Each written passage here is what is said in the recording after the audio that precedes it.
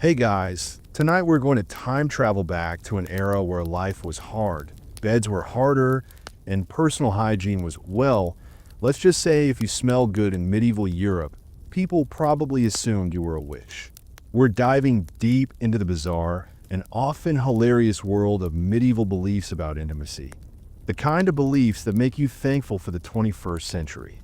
Now, before we even begin, let me just give you a warning. You probably wouldn't survive this era. Honestly, most of us wouldn't. There were no showers, no Netflix, and no private DMs. Just priests, rules, and a whole lot of superstition. But don't worry. I'll keep things cozy, calm, and maybe a little sarcastic so you can drift off without nightmares about 14th century bedbugs. So, before you get comfortable, take a moment to like the video and subscribe, but only if you genuinely enjoy what I do here. Go ahead and drop a comment telling me where you're watching from and what time it is right now. I love seeing where all of you are listening in from. It makes this little medieval time machine feel a bit more like a shared adventure. Now, dim the lights, maybe turn on a fan for that soft background hum, and let's ease into tonight's journey together. You open your eyes, and the world around you feels different. It's warm, but not in a cozy way, in a heavy, smoky way, like you've just stepped inside a room that hasn't seen a window open in weeks. The air smells faintly of burning tallow candles, mixed with something earthy and sour. Rushes scattered across the floor, hiding yesterday's mess with today's herbs. You're standing in a chamber, a medieval bedroom, if you can call it that. The walls are stone, cold and damp, and there's a single bed against one side, draped with heavy curtains to keep in what little warmth there is. Congratulations, you've officially traveled back to the Middle Ages. And you didn't even need a time machine, just a willingness to suspend disbelief and a good imagination. Take a look at that bed. Doesn't it look grand? Thick wooden frame, carved posts, curtains drawn like a royal stage. But don't let appearances fool you. That mattress is stuffed with straw, and not clean straw. We're talking reused, lumpy, sometimes buggy straw. Romantic, right? You'd probably get splinters before you got sleep. And sheets? If you're lucky, they've been washed this season. Maybe you're standing in what would be considered a nice room, because most people in this era didn't have bedrooms at all.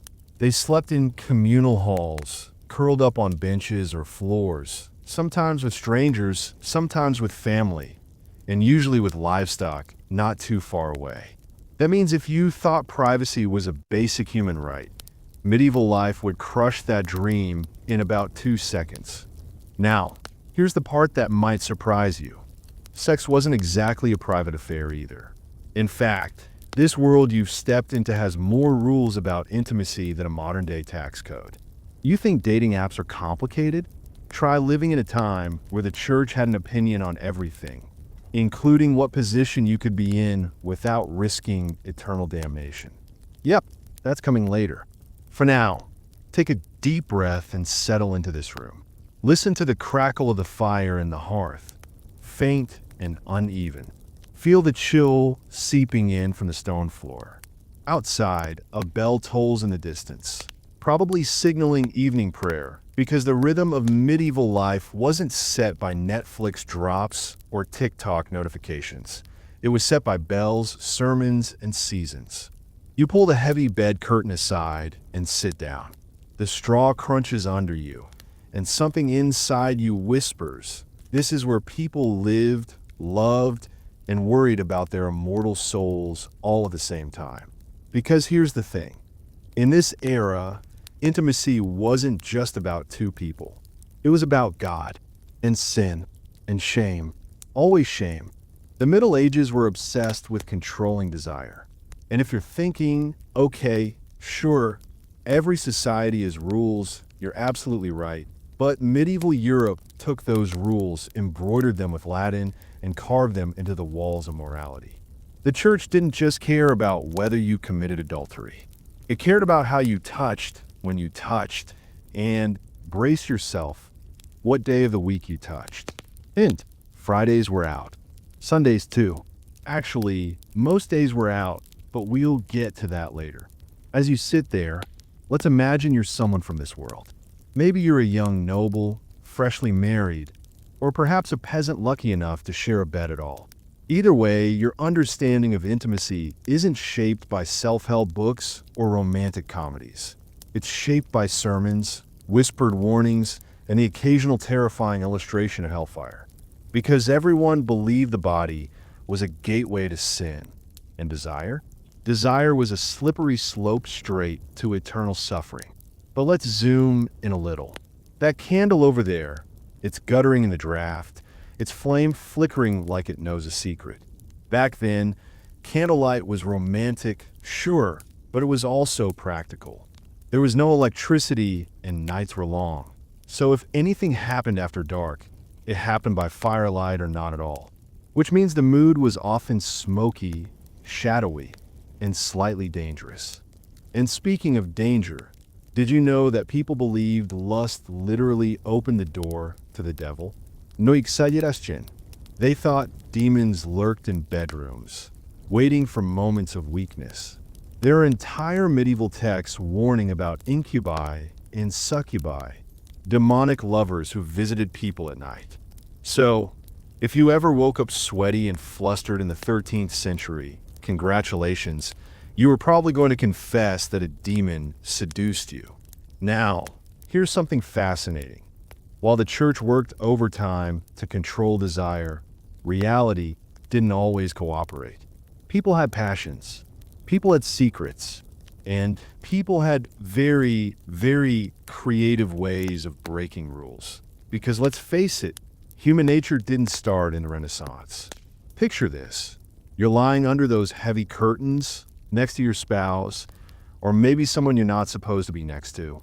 The rush of excitement is mixed with the fear of sin. And somewhere in the back of your mind, you're calculating how many Hail Marys this is going to cost you in confession. That's medieval life for you. Pleasure always paired with punishment. And here's where things get really strange. Unlike today, when we think of intimacy as private and personal, medieval people lived in a culture where everyone had an opinion about your bedroom behavior. Why? Because marriage wasn't about love. It was about property, alliances, and producing heirs. And if you weren't producing heirs fast enough, guess who got involved? Priests. Yes, they would counsel couples on how to make things happen. And their advice was often as awkward as you're imagining right now. But let's not rush ahead. For now, sit with this thought. The medieval world saw sex as a paradox. It was necessary for survival, because no heirs meant no future. But it was also sinful, dangerous, and deeply tied to the fate of your soul. And this tension shaped everything. The rules, the rituals, even the architecture of the spaces we're standing in. Outside, the wind is rising, rattling the shutters. You feel the weight of the past pressing in, the quiet hum of a society where desire was something to fear, confess, and control. And yet, behind all the rules, you know something they didn't say out loud. Humans will always find a way to want, no matter how many commandments you carve in stone. Take one last look around this chamber. Tomorrow, we'll step deeper into this world of purity, sin, and some truly bizarre beliefs. But for now, let the crackle of that fire soften. Let the shadows stretch long and gentle across the walls. And breathe, because the strangest part of this story is only just beginning. You're still in that dimly lit room, the air heavy with the scent of burning tallow and old wood. The fire is barely alive now, throwing out more smoke than heat, and outside, the bells have stopped ringing. All you can hear is the soft crackle of embers and, somewhere in the distance, a faint howl of wind curling through the narrow streets. You shift a little on the straw-filled mattress, feeling the stiffness in your back. Welcome to your first full night in the medieval world. As you stare up at the low ceiling, the flicker of the candle painting restless shadows, you realize something. Everything here feels controlled. Everything has rules. Even this moment, alone, or so you think, carries a weight of expectation. The Middle Ages were obsessed with purity. It wasn't just a suggestion, it was the foundation of your entire social value, especially if you were a woman. Purity wasn't a virtue, it was a currency, a golden ticket to status, security, and survival. The concept of virginity was so monumental that people treated it like a literal treasure. And why not? In a world where marriages weren't about love, but about alliances, land, and inheritance, the guarantee of a bride's untouched state was the ultimate bargaining chip. A noble family would go to incredible lengths to prove their daughter's honor, because an impure bride could ruin a political match, destroy a family's reputation, and sometimes, believe it or not, spark blood feuds. You glance toward the corner of the room where a heavy chest sits, carved with twisting patterns of vines. Inside, folded carefully, is a trousseau, a bride's dowry. Rich fabrics, perhaps a few silver trinkets, and the invisible yet invaluable promise of chastity. That chest isn't just storage. It's a silent witness to centuries of whispered warnings. Guard your virtue as you would guard your life. Now let's talk about how seriously they took this. People didn't just expect young women to stay pure. They locked them up if necessary.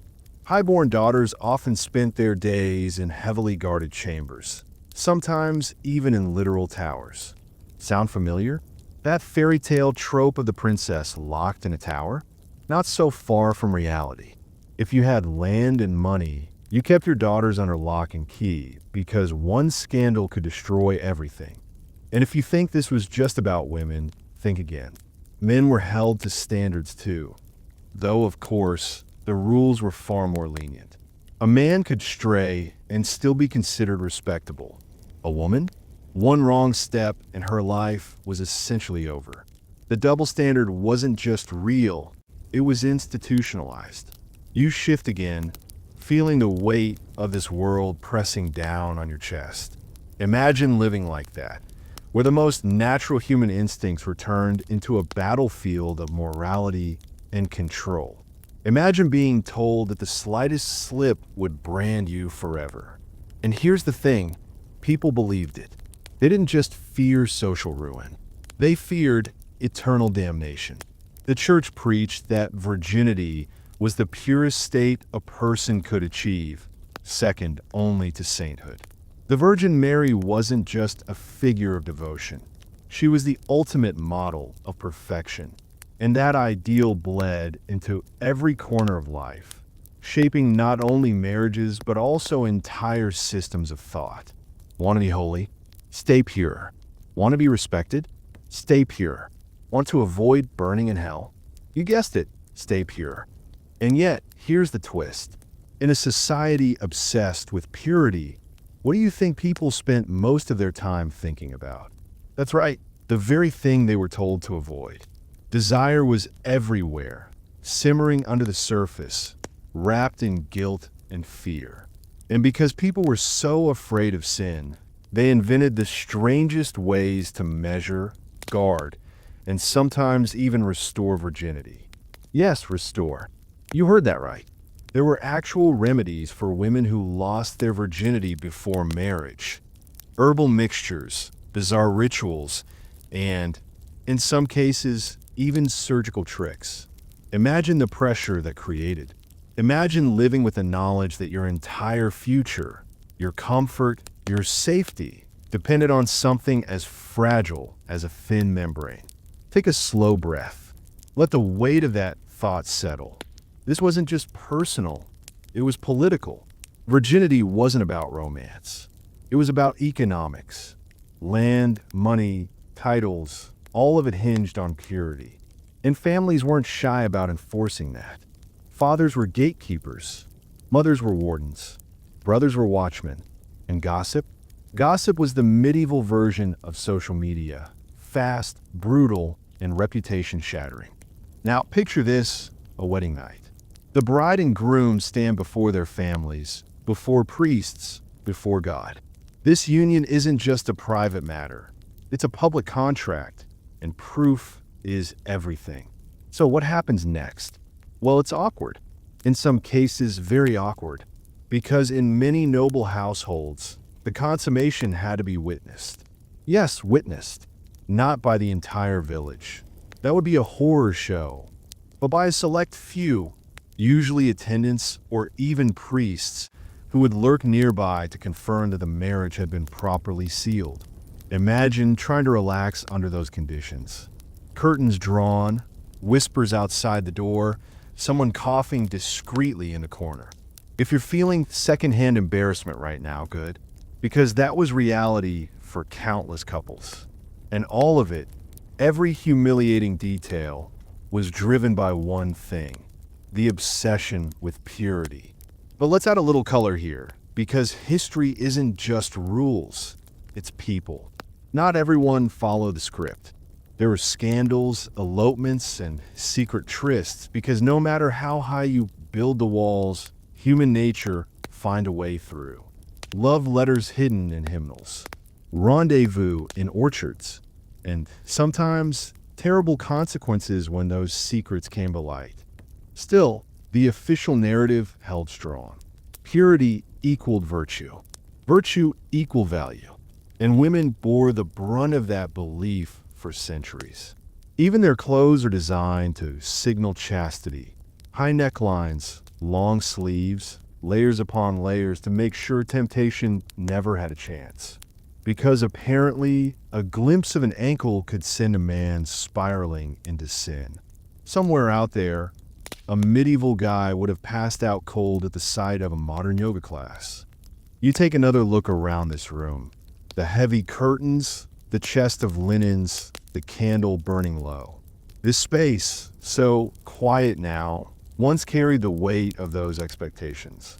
A girl might have sat on this very bed, trembling on her wedding night, knowing that her entire family's honor rested on what happened next. And that's the strangest part, isn't it?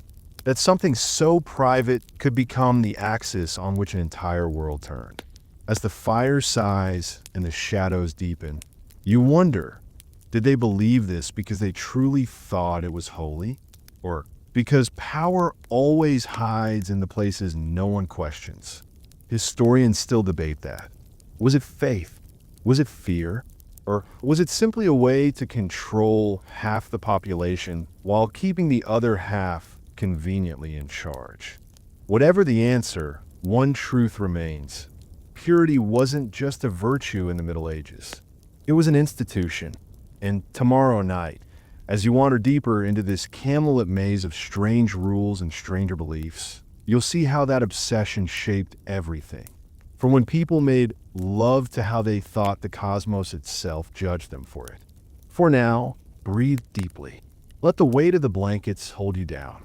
Feel the hush of this medieval night pressing soft against your ears.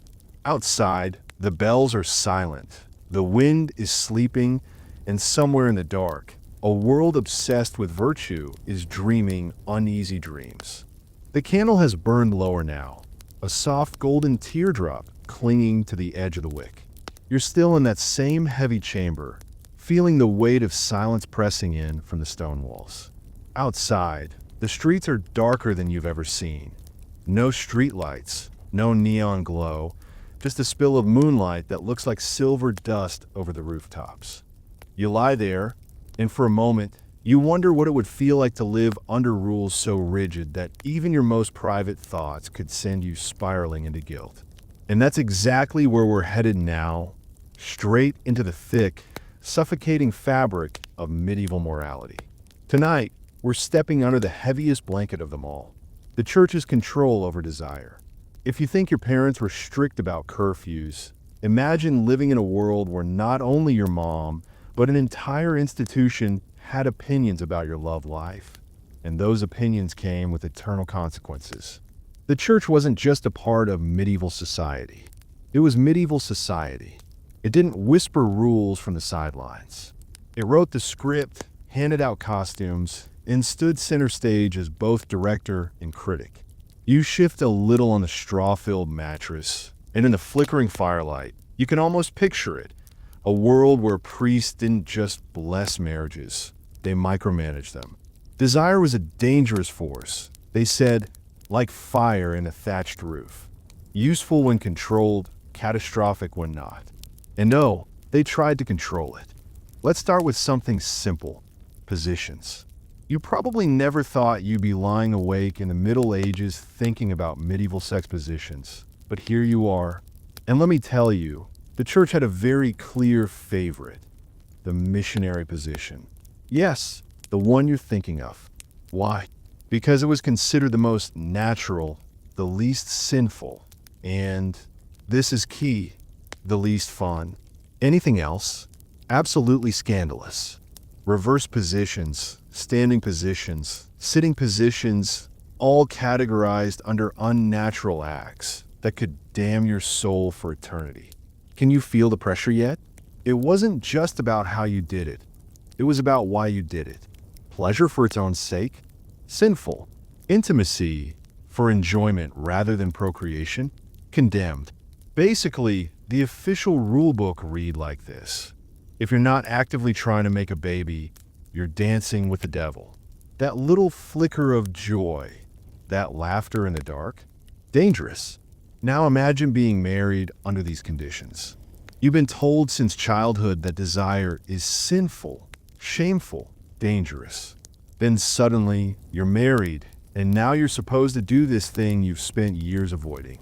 Only you're not supposed to enjoy it too much. Awkward, right?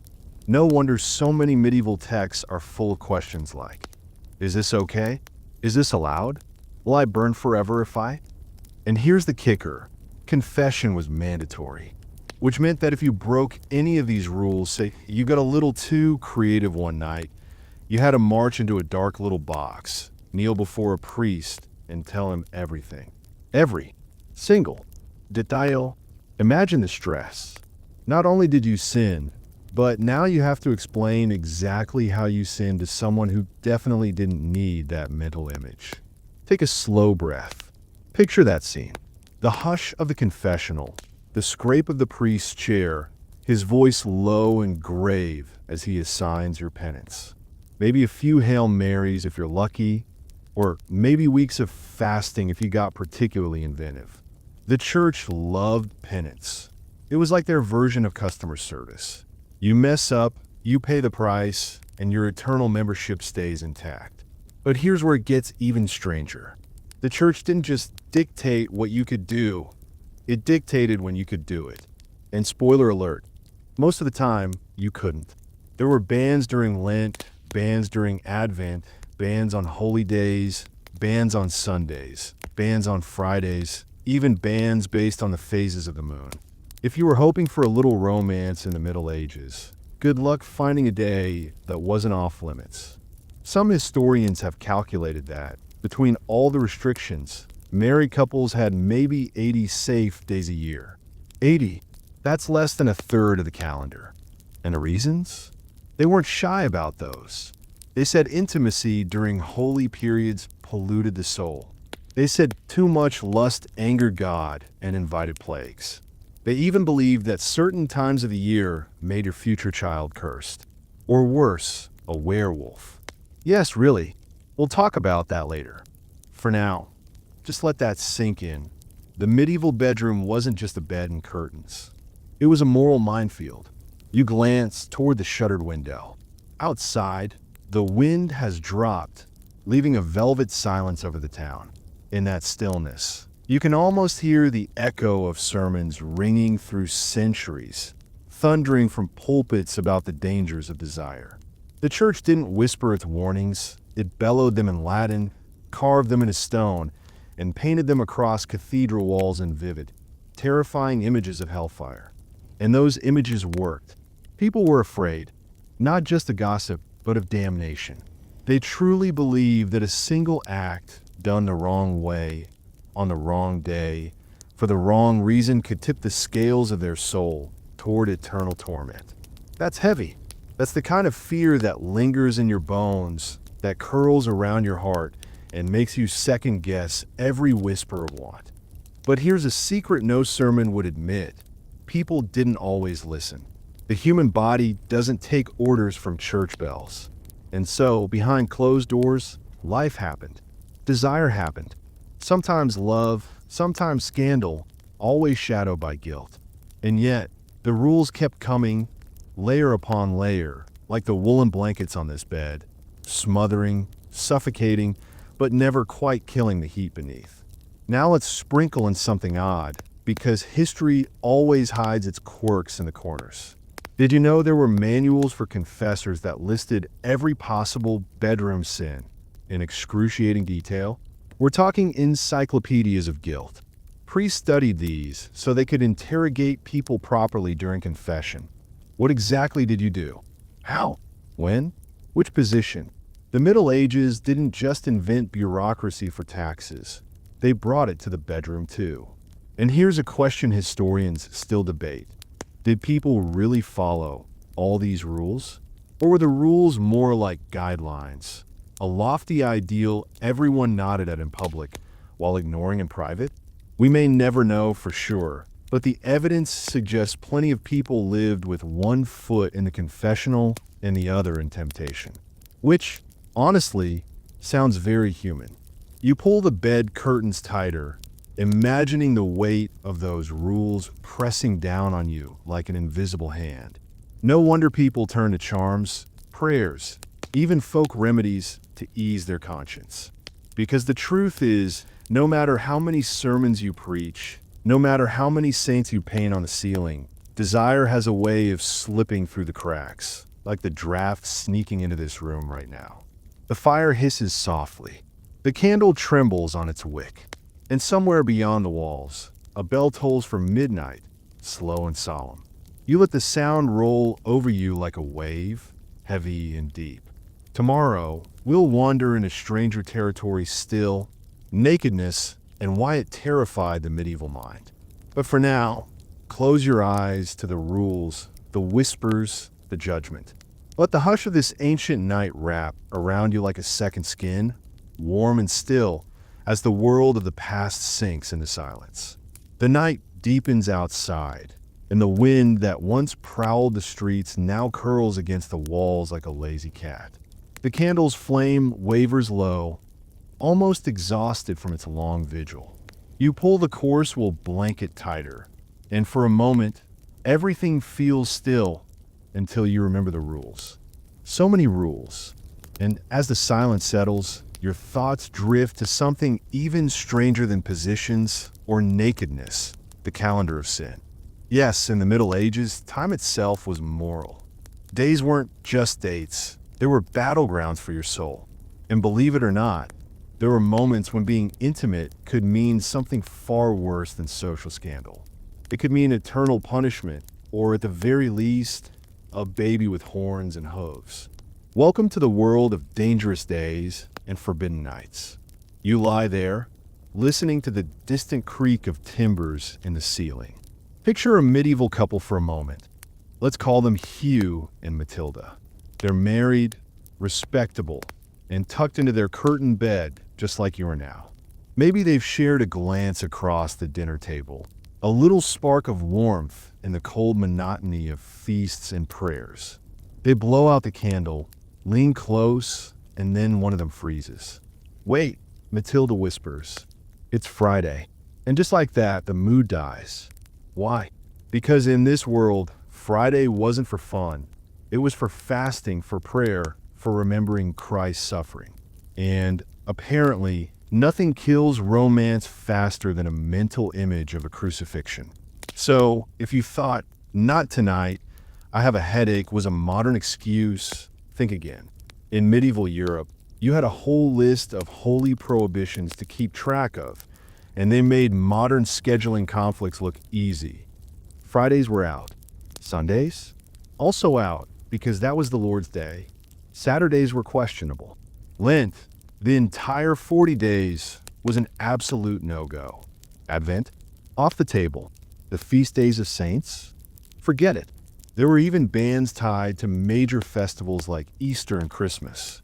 By the time you subtracted all the forbidden days, you were left with maybe 80 or 90 safe days a year. Historians joke that medieval couples probably needed a planner the size of a cathedral just to figure out when they could, be married. Take a slow breath and let that settle. 80 days out of 365. And those days weren't always consecutive, which means your romantic life in the Middle Ages was basically a game of religious hopscotch. Imagine lying under these heavy curtains, wanting to reach for your spouse, and then realizing it's the eve of Saint whoever's feast. And nope, better not risk damnation for a few stolen minutes of joy. And if you think this was just about inconvenience, think again. People believe the timing of intimacy didn't just affect their souls, it shaped their children. That's right, the wrong night could doom your future baby. You've probably heard the superstition about full moons and werewolves, but in the Middle Ages, they thought conceiving under certain conditions could result in monstrous offspring. We're talking babies with tails, extra limbs, or worse. Children marked as cursed by God. So, you weren't just planning for a moment of closeness. You were planning for the future of your bloodline, and apparently, lunar phases had a say in that. Now let's talk about Lent, because Lent was the ultimate romance killer. 40 days of fasting, prayer, and absolutely no fun of any kind. The church preached that during this solemn season, the body had to be subdued. No meat, no music, no merrymaking, and definitely no marital distractions. Which meant that if you were newly married in February and Lent rolled in, well, better hope you really liked holding hands. And here's a detail you'll love. Some confessors went so far as to calculate penances based on timing. If you broke the rule and got intimate during Lent, your penance was heavier than if you did the same thing on an ordinary day. Why? Because sinning on a holy season was like swearing during a sermon, extra offensive. And people believed this so deeply that manuals for priests actually had charts and tables for assigning punishments. Imagine sitting in confession, sweating bullets, while Father Bernard flips through his little handbook like, yes, Lent transgression, that'll be 30 days of bread and water for you. But it wasn't just Lent. There were taboos tied to astrology too. Some believe that intimacy during certain lunar phases could warp the child's temperament or even deform the body. Conception during a full moon? Risky. During an eclipse? Absolutely forbidden. There's even a record of one medieval text claiming that if a child was conceived under the wrong zodiac sign, they'd grow up weak or wicked, or both. So, people consulted not only priests but also astrologers to figure out the right time for making babies. Imagine that conversation. We'd love to start a family, but Saturn's in retrograde, so you shift under the blankets, the wool scratching at your skin, and you wonder how anyone managed to feel spontaneous in a world where even the stars were judging you. But here's the question. Did people actually follow these rules? Historians think sort of the wealthy and powerful often flaunted them. Because what's the point of being a lord if you can't bend a few rules? But the peasants? They probably did their best, if only because fear was cheap and guilt was everywhere. The church had a way of getting inside your head, and once those warnings took root, they were hard to shake. Still, not everyone played along. There are accounts, whispered, scandalous, of couples who ignored the bans and paid the price in confession later.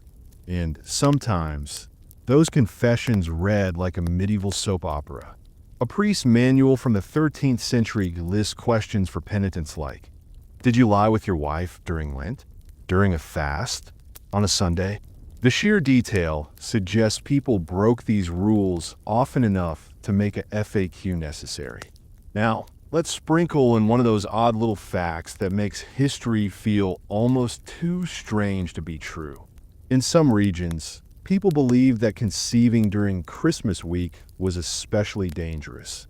Not because it was sinful, but because they thought the child would grow up unlucky or cursed. Why? Because that week belonged to Christ, and using it for carnal pleasure was seen as stealing time from God. There's even a rumor, part folklore, part sermon, that such children were born with marks of shame, like hairy palms or crooked spines.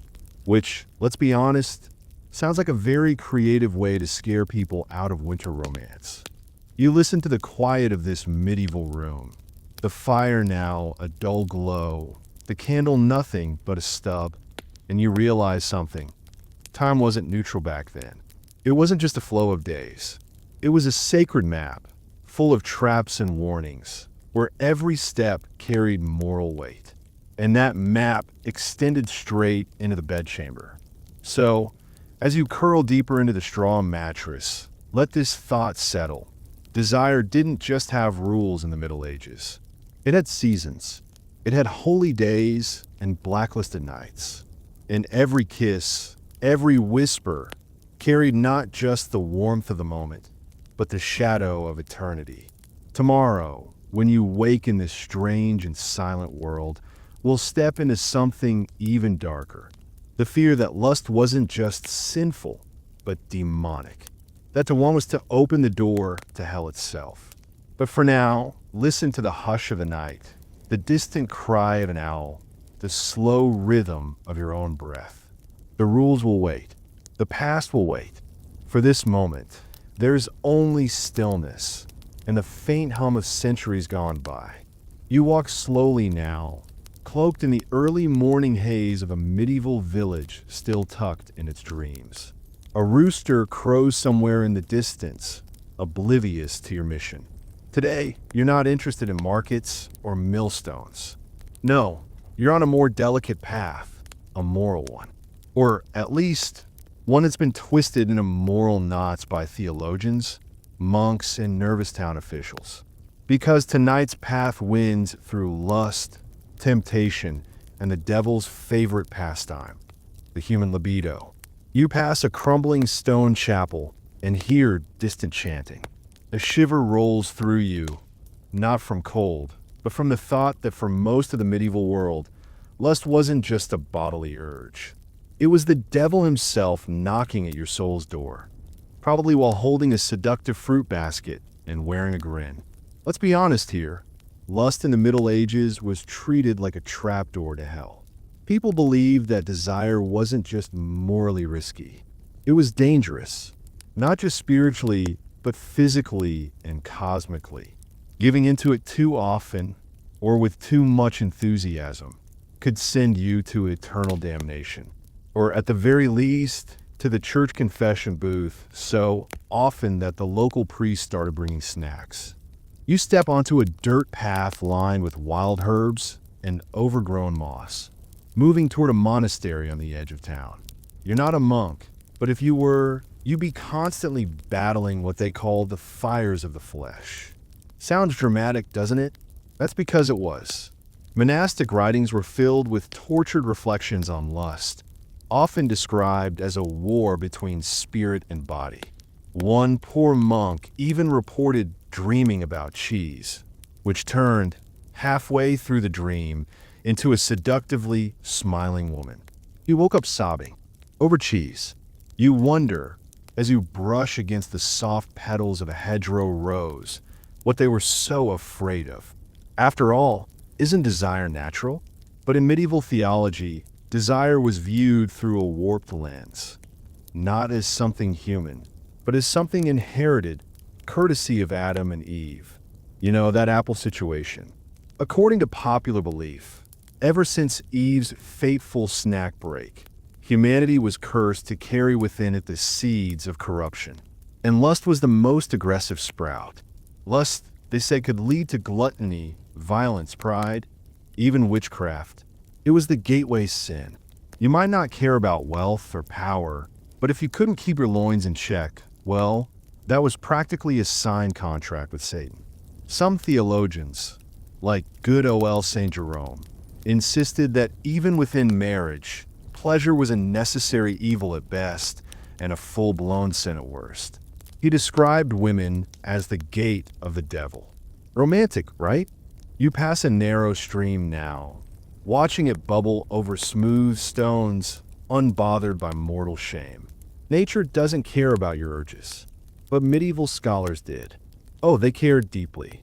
They even created manuals to help good Christians avoid sin. One such text, the Penitential of Bede, advised people to avoid intimacy on Sundays, feast days, fast days, or basically any day that ended in day. Failure to follow these rules might result in demonic temptation, or worse, social humiliation. Imagine the anxiety. Every warm glance, every nighttime stirring, every flash of longing became a test. Monks wrote endlessly about nocturnal emissions, or, as they called them, demon seed. Some genuinely believed that demons could seduce them in their sleep, disguised as beautiful women, or, occasionally, in the form of helpful animals. You're not sure what's worse, the idea that demons are that committed to roleplay, or that monks needed that much help resisting.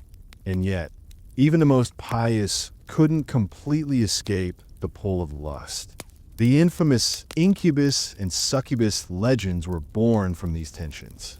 These demonic creatures were believed to visit sleepers at night, seducing them and siphoning off their life force. For a medieval person, a particularly vivid dream could be interpreted as evidence of a supernatural assault. And if you were a woman who got mysteriously pregnant, easy explanation, an incubus.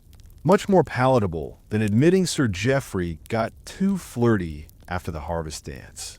Historians still wonder how much of this was deeply believed versus conveniently believed. In a world where shame was currency and sin carried social consequences, blaming a horny demon for your behavior might have been a savvy PR move. It wasn't me. It was Satan's minion. Might sound wild today, but in a time of religious courts and confessions, it could save your reputation, or at least delay your public penance. Now you find yourself nearing a small village square, empty except for a statue of the Virgin Mary. She watches silently, carved from weather-worn stone, the embodiment of purity. You wonder how many villagers stood here, racked with guilt over a kiss or a lingering thought. The church encouraged that. In fact, it classified sins of the flesh into categories. Lust in thought, sin. Lust in word, sin. Lust in deed, big sin. But if you enjoyed it too much, oh friend, you were practically sprinting toward brimstone real estate. Sex was supposed to be functional, reproductive, somber. Anything else was suspect. Moaning was discouraged. So was smiling, probably. And you'd better keep eye contact brief and strictly theological. And yet, despite the church's best efforts, people still found ways to indulge. Brothels were surprisingly common in medieval towns, many of them sanctioned and taxed by local governments. Some even employed regulation officers who made sure things didn't get too spicy. You might think of that as hypocritical, or maybe just realistic. After all, even medieval officials knew human nature doesn't bend easily. It just hides better. So there you are, standing beneath a flickering torchlight, looking up at a crumbling inn. Inside, a few travelers laugh too loud. One of them tells a bawdy joke involving a goat, a nun, and a slippery set of stairs. You smirk to spite yourself. Maybe they'll go to confession tomorrow. Maybe they won't. But in this world, every moment of levity, every glance of flirtation, every pang of longing came with a shadow attached. A whisper that the devil was watching, waiting to shake your hand and offer you something irresistible. It makes you wonder, was it really about sin? Or about control?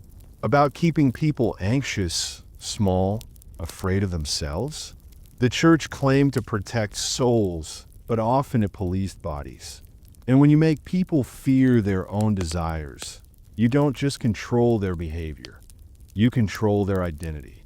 You turn away from the inn and head back toward the road. The air is cooler now, threaded with smoke and damp grass. You breathe deep. There's no one around to accuse you. No priest, no demon, just you, your thoughts, and the night. Lust, it turns out, wasn't the devil's tool. It was just human.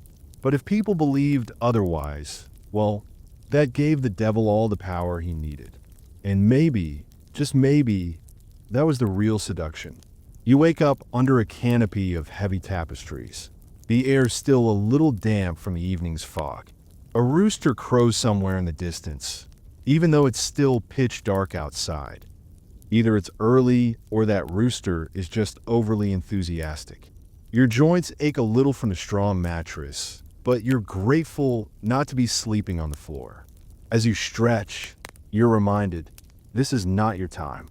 This is the Middle Ages, where people genuinely believed that eating onions before bed could impact your fertility, and that celestial alignment had a say in whether your child would grow up to be a genius or a goat herder. Today, we're diving into the world of medieval medical myths surrounding sex. And spoiler alert, things are about to get messy, occasionally slimy, and utterly baffling. You start your day like any good medieval peasant or noble might, with the local healer's advice echoing in your ears. Don't let your humors become unbalanced, he warned. Make sure your bile stays warm and your phlegm doesn't rise. If that sounds a little like a bad cold meeting a Greek philosophy major, you're not far off. In medieval Europe, the human body was still being interpreted through the ancient lens of Hippocratic medicine. That meant your body was made up of 4 humors: blood, phlegm, black bile, and yellow bile. Every illness, mental state, and yes, even your sex life was tied to these slippery little guys. Sexual desire? That was a result of hot, moist humors. Women, they believed, were naturally more moist and cold, so they needed sex less, except when they didn't, and then they were considered dangerously lustful. Men, on the other hand, were hot and dry, which somehow made them more prone to spontaneous combustion of passion, especially during warm weather or if they ate too much spicy food. You can already see the contradictions piling up, and that brings us to the food. Oh, the food. Medieval diets weren't just about keeping your belly full. They were about aligning your body with cosmic balance. Garlic was a no-go for women trying to conceive. Apparently, its hot nature could damage the womb. But onions? Perfect. Onions were thought to promote fertility, especially when eaten raw and in large amounts. You imagine a romantic date with your medieval sweetheart. A platter of pungent raw onions between you, the candlelight flickering off your pewter plates, and not a breath mint in sight. Eels were another hot-ticket item, literally. They were considered an aphrodisiac, although how anyone felt sexy after a bowl of slimy fish is anyone's guess. Perhaps more disturbing was the belief that eating the genitals of animals would enhance your own. Men were advised to eat rooster testicles, ideally boiled with sage, if they felt their own virility was lacking. And if rooster testicles were unavailable, ram testicles would do. Yes, people were actually out here eating sheep bits for bedroom results. Then there was astrology. Because, of course, if you really wanted to plan a successful night of baby making, you had to consult the stars. Astrologers would calculate the best day based on planetary alignments, often determining whether your future child would be smart, obedient, or possessed by the devil. Mars rising in Scorpio? Terrible time. Mercury in Virgo? Fertility jackpot. Some wealthy couples even had horoscopes cast before deciding when to consummate a marriage. It's like a medieval version of setting your alarm according to your star sign, except with higher stakes and fewer moon phase water bottles. And don't forget about the moon itself. One widely held belief was that the waxing moon, when it grows fuller, was the ideal time to conceive. The waning moon, on the other hand, was bad news for both conception and health. You glance out the window and catch sight of the thin crescent overhead and sigh. Looks like you'll be sleeping with your socks on tonight. But things get stranger when you reach the realm of the medical devices used in these matters. To address issues of infertility, healers, often midwives or monks moonlighting as physicians, had all sorts of remedies. For example, a woman who struggled to conceive might be advised to sit over a steaming pot of herbs, allowing the vapors to open the womb. The steam bath was usually a mix of fennel, anise, and ground oyster shells, though in some places they'd toss in dried snake skin just for good measure. And then there were the amulets. People wore charms to ward off infertility, often around their necks, or more discreetly, elsewhere. Some were carved from bones of fertile animals, like rabbits or frogs. Others bore inscriptions in Latin or Hebrew. One particularly odd charm was made from the dried left foot of a weasel and was supposed to increase sexual stamina. Historians still wonder if these charms were psychological boosters, sincere spiritual talismans, or just elaborate medieval placebos.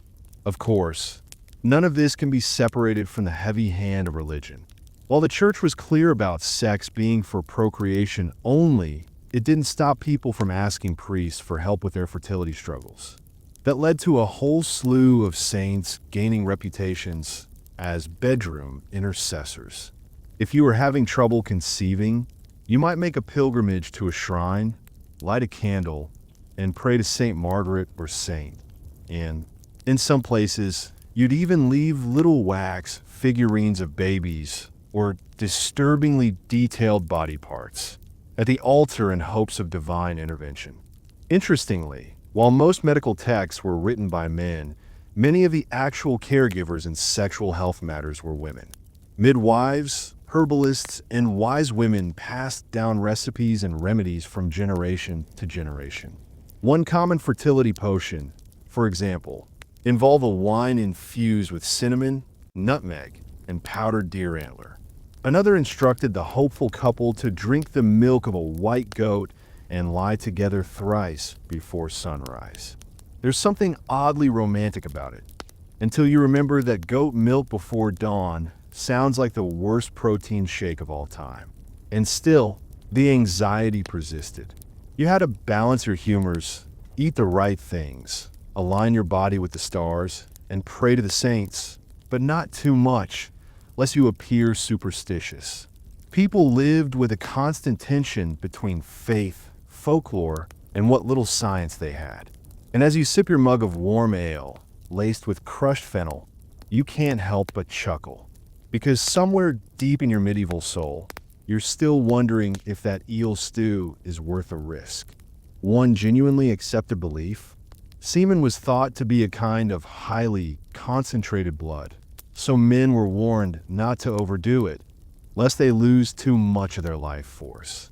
This explains why abstinence was often praised, not just morally, but medically. Doctors genuinely advised men to conserve their essence. Meanwhile, women were told they needed regular sex to remain physically healthy, or else their wombs would wander off. Yes, you heard that right, the infamous wandering womb theory. We'll get to that fully in the next section. But as you tuck in your linen shirt and prepare for bed, you realize something else. None of this was done out of mere curiosity. Every odd belief, every peculiar ritual, every strange snack was rooted in desperation, hope, and a deep desire for control over life and death in a world where so little could be predicted. That's the secret heart of medieval sexual medicine. Not just eels and onions, but fear and love in equal measure. So as you close your eyes under that rough wool blanket, let your mind drift. Imagine the soft flicker of candlelight, the comforting scent of herbs drying in the rafters, the quiet breathing of your partner beside you. Both of you try to remember whether tonight was astrologically favorable or not. And if you dream of onions, well, maybe you'll wake up with good news. You're lying on a rickety wooden cot in a small room that smells like rosemary and something vaguely medicinal. Though whether that's comforting or concerning is up for debate. Outside, a donkey brays, and somewhere someone is loudly grinding something in a mortar and pestle. You're in the home of a medieval physician, or at least someone who claims to be one. And tonight, we're delving into the world of medieval medical beliefs about sex, fertility, and bodily balance. Spoiler alert, prepare for some eyebrow-raising suggestions involving leeks, toads, and, yes, astrology. Let's ease into this gently. Medieval medicine was based on the four humors theory: blood, phlegm, yellow bile, and black bile. Your health depended on keeping these fluids in balance. And according to this philosophy, sex was an activity that could tip your internal scale. Too much passion, that might make you dangerously hot or overly moist, depending on your particular constitution. Too little, you might become melancholic or develop a bad complexion. The body was a mysterious thing, and so was the act of procreation. People didn't fully understand how conception worked, but that didn't stop them from acting like they did. Many believed that for a baby to be conceived, both the man and the woman had a climax. Yes, you heard that right. It was a surprisingly progressive notion in a time when women weren't even allowed to vote or own property. And yet, here was a belief that female pleasure was necessary for life to begin. But don't cheer just yet. This wasn't about empowerment. It was about logistics. People thought that the womb needed to open during orgasm in order to receive the seed. And if it didn't, well, then you could blame the lack of a baby on an unsatisfying night. Awkward. Now let's talk about fertility boosters, medieval style. Forget your modern-day supplements or quiet conversations with a fertility specialist. Back then, advice might include eating roasted testicles of various animals, rubbing herbs on your thighs, or drinking wine spiced with ground-up staghorn. One common recommendation: onions. Lots and lots of onions. They were thought to stoke the internal fires and keep the humors aligned. Also, they were believed to increase natural heat, which was code for sexual energy. And if you really wanted to up your game, you could mash onions with garlic and a bit of goose fat and rub it on, well, specific places. Yes, exactly where you're imagining. Sounds romantic, right? Nothing says, "I'm in the mood," like someone walking into the room smelling like medieval soup. On the other side of the aisle, there were also remedies to prevent sexual urges. Celibacy was a virtue. After all, if someone was being plagued by impure thoughts, and yes, that included dreams, they might be prescribed lettuce. Cool, wet, and bland, lettuce was the medieval equivalent of cold shower. Poppies and water lily seeds were also suggested to quiet the desires of the flesh. A kind of medieval desire suppressant, if you will. But the most fascinating and probably the most bewildering aspect of medieval sexual medicine was astrology. Yep, whether or not you got pregnant or even felt like making love might depend on the stars. Certain celestial alignments were believed to enhance fertility. Others warned of disaster. Mercury in retrograde might not be the best time for romance. Saturn hovering too close? Expect melancholy, headaches, and possibly a total lack of interest in your partner. Some doctors would even create sex horoscopes. They'd examine birth charts to determine compatibility between partners. Think of it like medieval Tinder, but with a lot more parchment. And if your astrological signs clashed, well, maybe it was just never meant to be. Speaking of cosmic matters, did you know they thought the moon affected libido? Just like it influences the tides, the moon was believed to pull at the fluids within the body. Yes, including those fluids. A full moon? Possibly a night of heightened desire.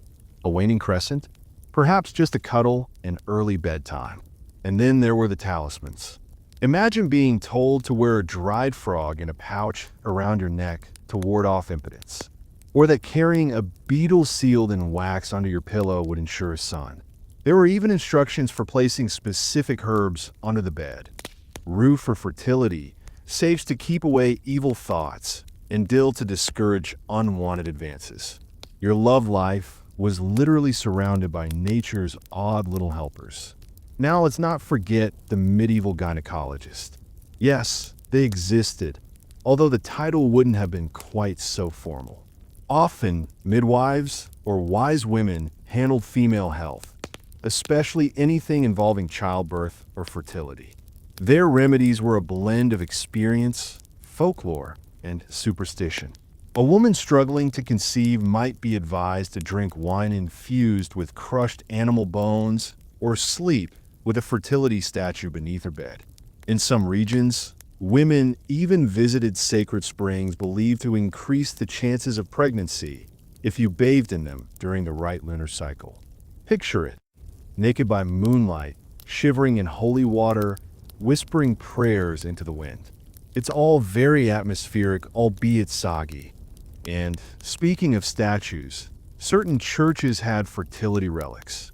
Pilgrims would travel miles to lay hands on a stone phallus or touch the feet of a saint believed to bless childbearing. Some women would lie flat on their backs beneath specific altars, praying for a child while inhaling incense and candle smoke. And let's just say, if a goat wandered by during the ceremony, no one would blink. It was all part of the ritual. But here's a curious twist. Historians still debate how much of this medical advice was truly believed versus how much was simply repeated tradition. Were people genuinely convinced that rubbing pigeon dung on their feet would solve a bedroom problem? Or was it more like, well, it's worth a shot? We may never know. Then there were the love manuals. One of the more infamous texts was the Trotula, a medieval medical guide for women's health. It was written by a woman, possibly, though scholars argue over whether she was real or just a collective pseudonym. This guide included everything from how to smell nice, crush flowers, thank you very much, to how to warm the womb for fertility. It also recommended a healthy sex life for women, which was rare advice at the time. Yet again, we see flickers of forward thinking buried in the weirdness. So where does that leave you, dear time-traveling listener? Lying on a cot, surrounded by herbs, listening to the wheeze of bellows stoking the fire in the next room. A pot of onion tonic is simmering. There's a beetle under your pillow and a frog pouch tied around your neck. Are you healthier? Hard to say. More confused? Almost certainly. But there's a kind of poetic charm in it all. These were people trying, with the best knowledge they had, to understand their bodies and the forces that stirred within them. Sure, a lot of it was wrong. Some of it was hilarious, and a few things were dangerously misguided. But all of it came from a place of deep curiosity and a desire to solve the mysteries of love, lust, and life. So if you ever feel awkward talking about health or passion in the modern day, just remember, at least no one's recommending yield paste anymore. You find yourself standing in a long stone hallway, lit dimly by flickering torches wedged between crumbling tapestries. Somewhere beyond, the echo of soft footsteps disappears into a thick hush, as though even sound has been asked to bow in reverence. A velvet curtain parts, and you step through it, not into a grand throne room or a courtly banquet, but into something far more private and far more peculiar, the royal bedchamber. Now, this isn't your average honeymoon suite. There's no heart-shaped tub or room service menu. Just cold, ornate floors, an intimidating canopy bed carved from oak, and a sense that privacy was not just scarce here. It was almost non-existent. You're not alone in this room, and not in a romantic way either. You're surrounded by witnesses, bishops, ladies-in-waiting, and a man with a large book who's taking notes. And you, my friend, are about to learn firsthand just how bizarre royal romance really was in the Middle Ages. Let's begin with a jaw-dropper. In many noble courts, the consummation of marriage was a public event. Well, not public as in open to the general peasantry, but public in that several people of high standing, priests, noblemen, and sometimes even members of both families, might be in the room. They weren't there to cheer, thankfully, but to witness. Because in a time when political alliances hinged on marriage, simply signing a contract wasn't enough. You had to quite literally seal the deal. And here's the kicker. This practice wasn't always metaphorical. There were documented cases where sheets were inspected afterward for physical evidence of consummation. Talk about pressure. No wonder some nobles reportedly turned to wine or prayer before their big night. Though let's be honest, probably more wine than prayer. You feel the weight of the bed canopy looming above, the heavy fabric insulating the space like a confessional booth no one asked for. In this world, love wasn't about intimacy. It was about inheritance. If a king didn't produce a legitimate heir, his throne could dissolve into war. If a queen wasn't seen as fertile, she could be cast aside for someone more fruitful. Romance was statecraft wrapped in lace. Take, for instance, the bizarre practice of bedding ceremonies. In parts of medieval Europe, the couple would be escorted to bed with a full entourage, sometimes even serenaded along the way. Upon arrival, the bride might be undressed by her attendants, kissed good night by members of her family, awkward, and then tucked in next to her new spouse while everyone looked on like wedding guests turned awkward chaperones. The phrase sleep tight takes on a whole new meaning when half the court is watching. One particularly colorful example, the marriage of Margaret of Austria and Philibert of Savoy in 1501. Historical accounts describe a ceremonial bedding where the couple's legs were gently stroked with bare arms to symbolize unity or fertility, depending on who you ask, and a bishop offered blessings over their joined hands. Then, because apparently things weren't weird enough, someone would read a religious prayer aloud while everyone slowly backed out of the room. Romantic, right? Still, these strange customs weren't just for awkward entertainment. They served a real purpose, preventing disputes. Annulments based on unconsummated marriages were incredibly common, especially among royalty. If a marriage wasn't physically proven, it could be declared invalid, and any potential heirs from that union considered illegitimate. So, yes, people watch to make sure everything worked, which makes you grateful you live in a time where intimacy doesn't require a legal audience. But it wasn't just about whether sex happened, it was also about how it happened. The church kept a close eye on things, offering a set of rules that would make any modern relationship counselor cringe. For royalty, even more so, for example, if a king was known to favor unorthodox positions, read, anything remotely pleasurable, it could be used against him politically. Pleasure was suspicious. Control was sacred. Even marital affection was subject to scrutiny. You'll remember our old pal the church, always lurking around with a checklist, warned that too much enjoyment in the marital bed could make a man weak or woman sinful. So for monarchs, showing too much love wasn't just unseemly, it was dangerous. A ruler ruled best with a tight grip and a tight belt, apparently. And then we arrive at the realm of fertility myths. You're still in the bedchamber, but now imagine a silver goblet being passed around. Royal couples often drank fertility tonics brewed from the strangest ingredients. Saffron, powdered staghorn, even dried wolf testicles. Yes, that happened. There was a belief that animals with perceived virility could pass on their power. It's like a medieval smoothie from hell. Some courts went even further, employing astrologers to determine the most auspicious nights to conceive.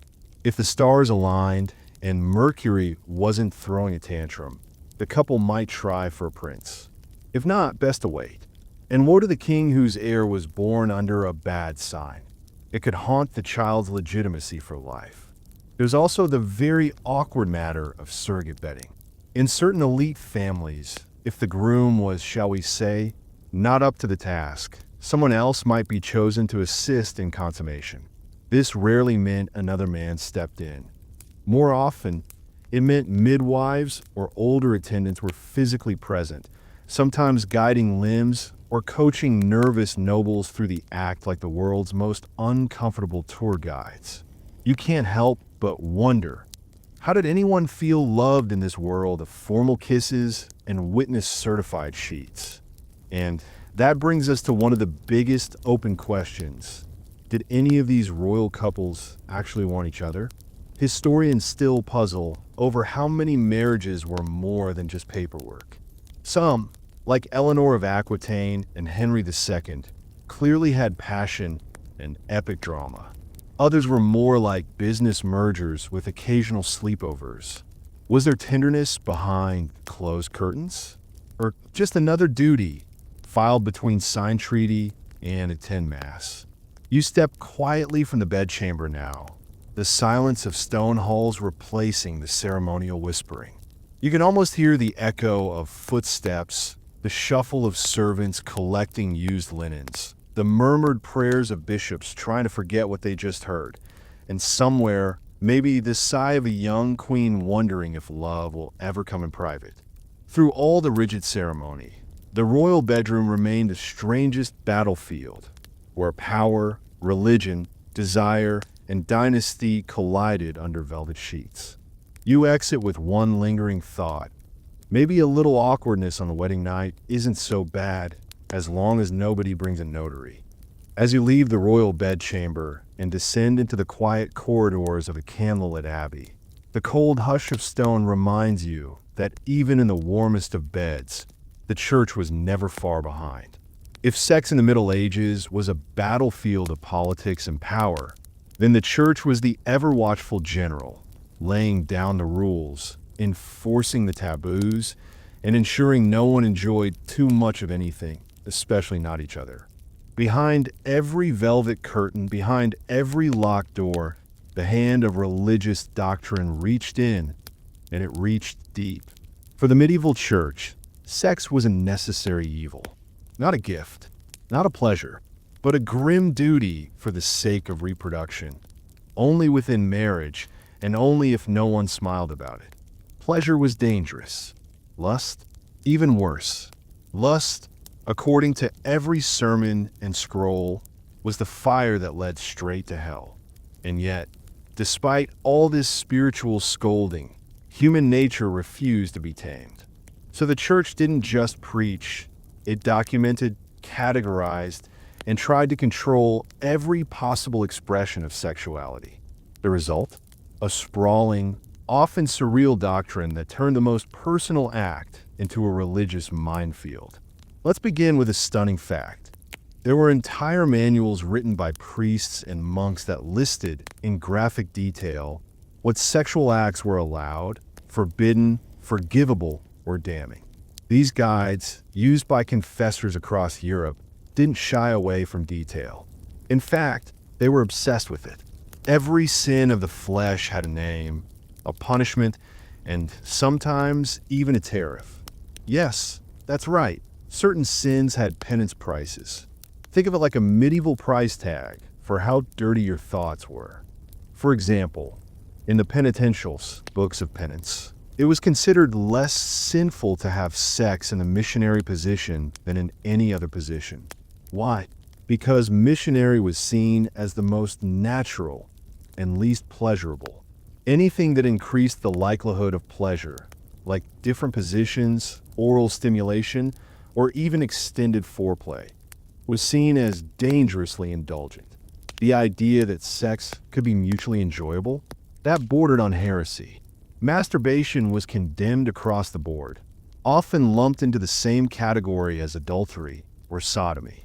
Wasting seed, as they called it, was seen as an offense not just against God, but against society itself. After all, every drop that didn't go toward making a baby was considered a lost soul. This belief wasn't just spiritual, it was political. The medieval church viewed the human body as a tool to serve God's will, and any deviation from reproductive sex was a deviation from divine purpose.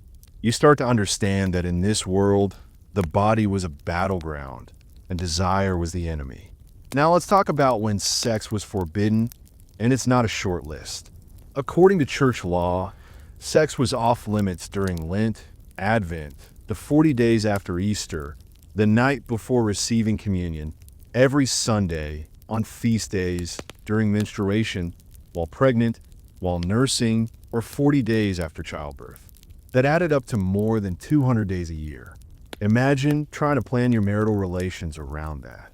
It's no wonder that some historians have joked that if everyone had truly followed the church's restrictions, Europe would have depopulated by 1300. And for those who broke the rules, penance ranged from days to years of fasting, prayer, and even self-flagellation. Imagine a young couple in love, sneaking a moment together. only to confess it later and be told they must eat nothing but bread and water for an entire season. For priests, the confessional became less about mercy and more about moral policing. Sex was not just personal, it was spiritual accounting. But things got even weirder when it came to women's roles in all this. According to many church fathers, St. Augustine, St. Jerome, and others, women were the root of temptation. Their bodies were dangerous, their beauty a trap, their pleasure shameful. To be a holy woman was to reject the flesh entirely. Virginity was prized so highly that some saints mutilated themselves to avoid sexual advances, or threw themselves into bramble thickets to remain untouched. Married women weren't spared either. Even within holy matrimony, they were expected to submit to sex as a duty, not as enjoyment. To want it, especially to initiate it, was considered scandalous. A woman who took pleasure in sex might be suspected of witchcraft or worse. She could be accused of trying to enchant her husband into desire. This fear of female sexuality wasn't just prejudice, it was doctrine. Theologians like Thomas Aquinas argued that pleasure from sex, even within marriage, was only acceptable if it was accidental. You heard that right. Accidental pleasure was okay. But deliberately seeking it out? This led to absurd contradictions, where a couple could be punished for showing too much affection in the act, or for doing it too often. But what counted as too often? Sometimes the answer depended on your confessor's mood. A story from a 13th century penitential tells of a man who confessed to sleeping with his wife too frequently, and the priest told him to fast for every unnecessary time they were together. The result? The man was fasting more than he was eating. His guilt consumed him more than his lust ever did. And yet, despite these strictures, the church also insisted that sex had to happen because reproduction was a duty to God. So couples were caught in a terrible contradiction. You must have sex to create life, but you must not enjoy it too much, lest you fall into sin. And it wasn't just heterosexual sex under surveillance. The church came down especially hard on any form of sex that didn't lead to procreation. Homosexuality, oral sex, and anything considered unnatural were condemned fiercely. The penalties were severe, sometimes excommunication, sometimes torture, even execution in certain periods. Entire sermons were devoted to warning people about the sodomites who would bring about divine wrath. You begin to see how this immense machinery of guilt was used to shape society. The church didn't just want to control behavior. It wanted to control thought.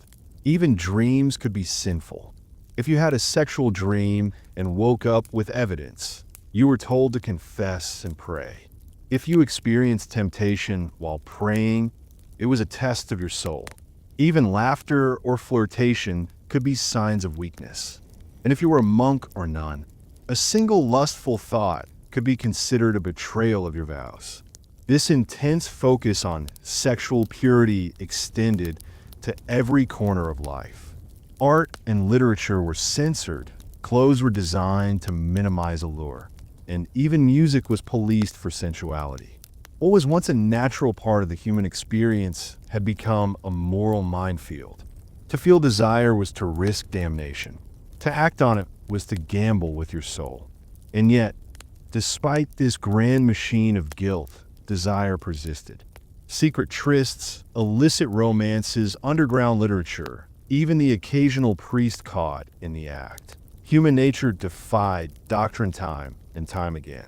The very fact that the church had to write so much about sex proves how impossible it was to silence it. Where there were rules, there were rule breakers. Where there was guilt, there was defiance. The confessional booth became a place not just of penance, but of whispered rebellion. You walk now through the monastery's cold halls, past the scriptorium where monks once copied these moral codes by candlelight. You wonder, how many of them read the same lines over and over and felt the sting of shame? How many believed? How many questioned? One thing becomes clear. In the Middle Ages, the most intimate act became the most scrutinized. Behind every curtain, every marriage bed, every whispered desire, the church loomed large, judging, guiding, forbidding. It turned passion into penance, love into labor, pleasure into peril. And yet, the heart beat on. Despite centuries of surveillance, shame, and sermons, people still fell in love. They still touched. They still dreamed. Because even in the darkest abbey, the human soul craved connection. And no amount of doctrine could completely smother that flame. You're standing in a narrow stone hallway now, your candle flickering as you move closer to a wooden door carved with Latin phrases and saintly figures. There's a strange hush on the other side, a heavy silence broken only by soft, rhythmic thuds and the occasional gasp. You push the door open and blink in the low torchlight. Inside is a dim chapel, sparsely decorated, but there's a strange drama playing out here. Hooded figures in linen tunics move in a line, some bare-chested, others already streaked with welts. They carry long, braided cords, flagella, and they're not afraid to use them. Yes, you've stumbled upon a group of medieval flagellants. And no, it's not that kind of party. These were devout men, and sometimes women, who believed that whipping themselves in public was a divine act of penance, a way to beat the sin right out of their flesh. In a world where sex was feared, sin was everywhere, and divine punishment loomed like a thundercloud, whipping yourself bloody was strangely respected. The act of mortifying the flesh was seen as a form of spiritual discipline, a visible sign of devotion that left no room for earthly pleasure. Think of it like the medieval equivalent of logging off social media forever to go live in the woods, only with a lot more bruises. You edge closer to the procession, careful not to trip on the cold stone floor. The chanting begins. It's low and breathy, like the wind sighing through the rafters. Some beat their backs with controlled precision. Others, perhaps those carrying heavier shame, flail harder, gasping as the chord strikes skin again and again. You try not to stare, but it's hard to look away. Here's the thing. This wasn't a fringe movement. During times of plague, drought, or general apocalypse vibes, the flagellants multiplied like panicked Reddit threads. One major surge came during the Black Death, when people were absolutely convinced that humanity had fallen out of favor with God. In towns and cities across Europe, groups of flagellants paraded through streets, whipping themselves in choreographed misery, believing that the more they hurt themselves, the better the chances that God might ease up and stop hurling pestilence everywhere. They weren't just out to punish themselves, though. They believed their pain could serve as a kind of spiritual shield for society, a redemptive buffer. Sin, after all, was contagious. So why not whip it out of circulation? Quite literally. Now, you might be thinking, how on earth does this tie back to sex? Oh, but it does. See, the root of this self-inflicted agony often lay in the belief that the body, particularly the parts involved in desire, was corrupt and needed purging. Sexual desire, especially outside the confines of marriage, and even sometimes within it, was viewed as the gateway drug to all other sins. Lust led to pride, which led to wrath, which led to entire kingdoms collapsing.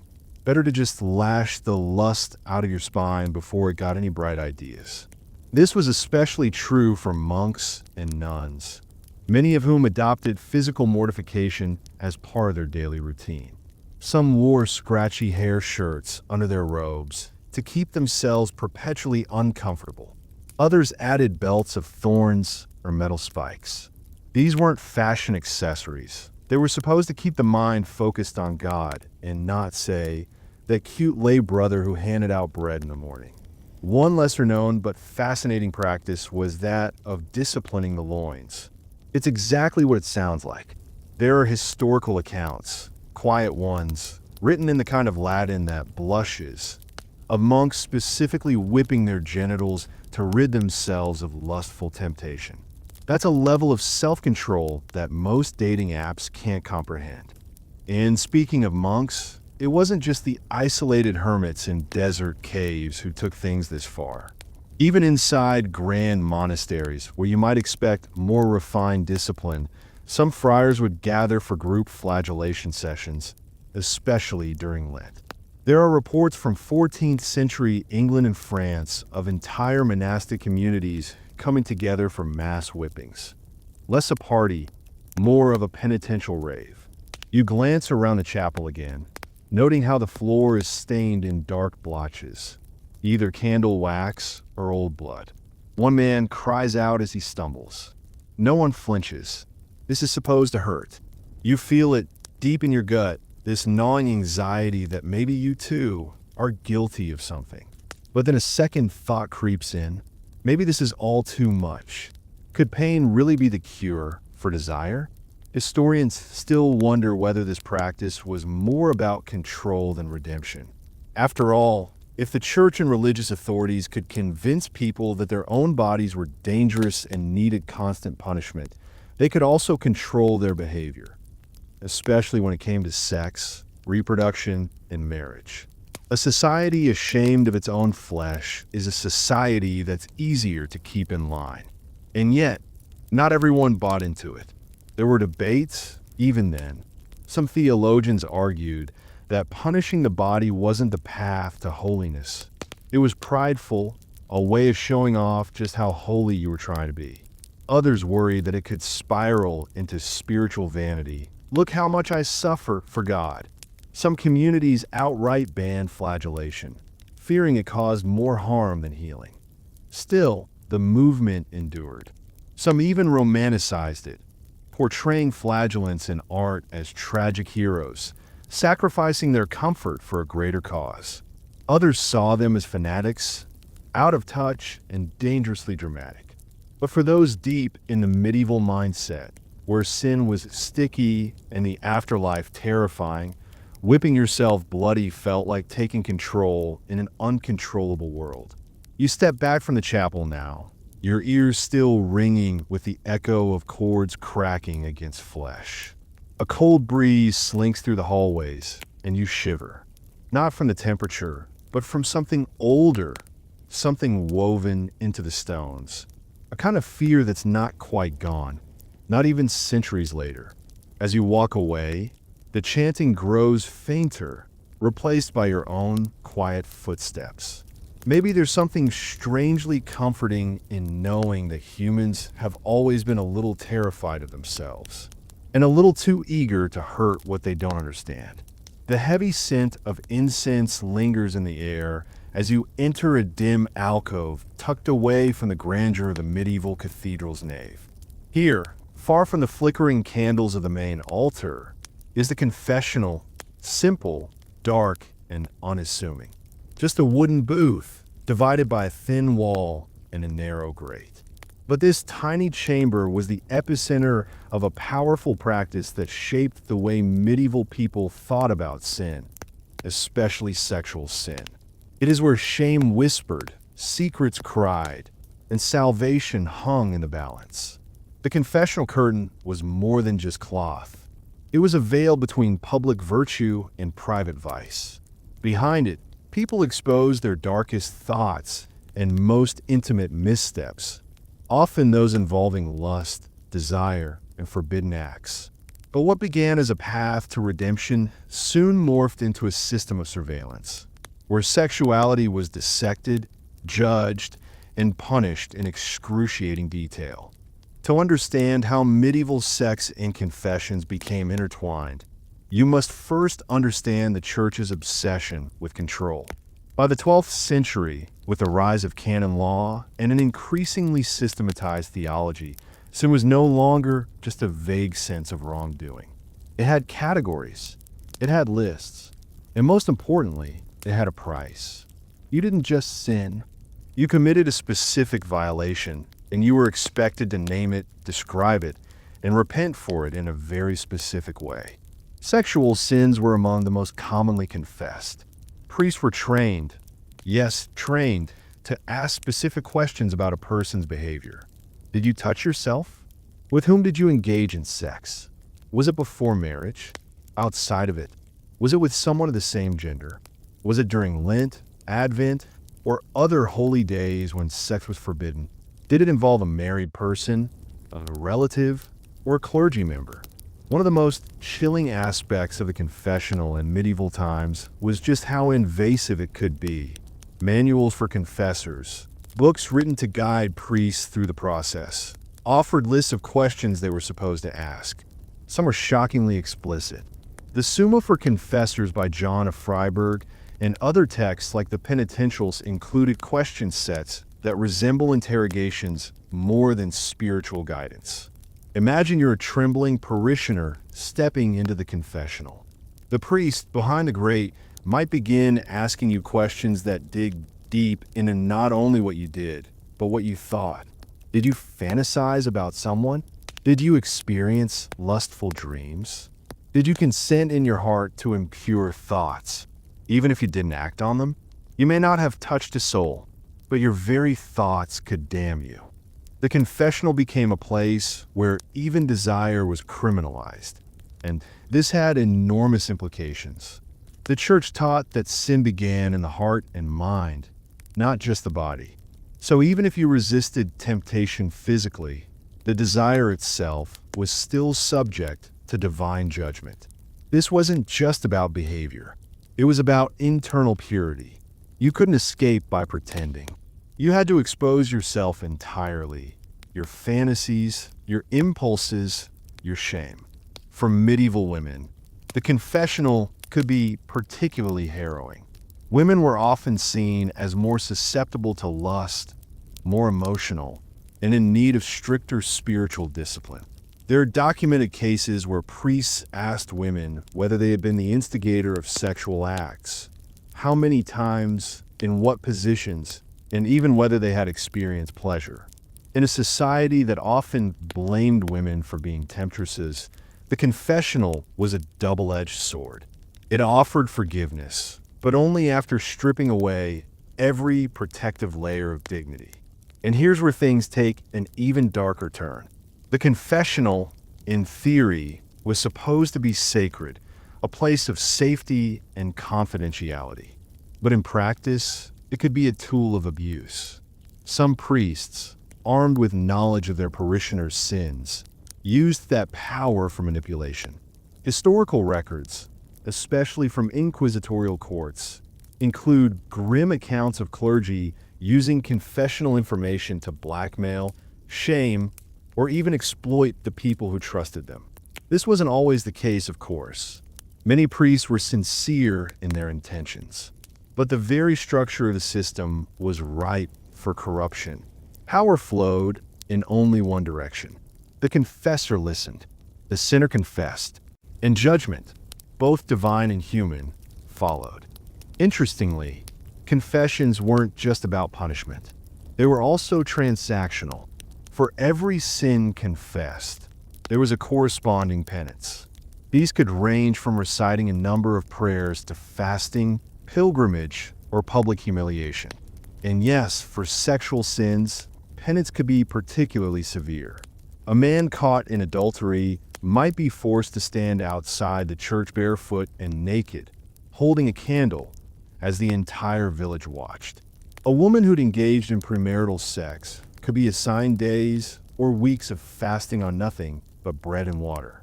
There were also gender-based discrepancies in penance. Men might receive lighter punishments for the same sexual sin that earned a woman years of penance, or in extreme cases, expulsion from the community. This imbalance reinforced a brutal double standard that shaped medieval gender dynamics for centuries. And let's not forget the strange loopholes. Wealthy individuals could often buy down their penance by donating to the church. This practice, while not officially encouraged, became common enough to spark reformist outrage centuries later.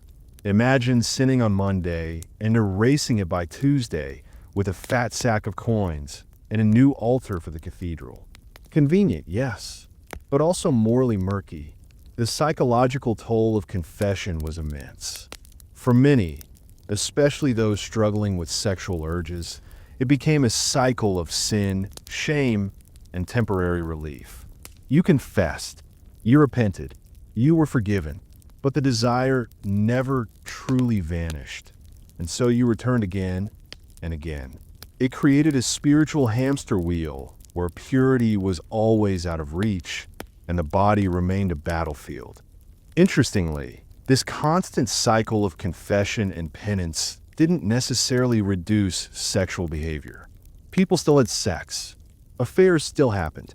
Homosexual relationships, though condemned, still existed, often in hidden corners of society. The confessional didn't so much eradicate sin as it made it a constant presence in the collective conscience.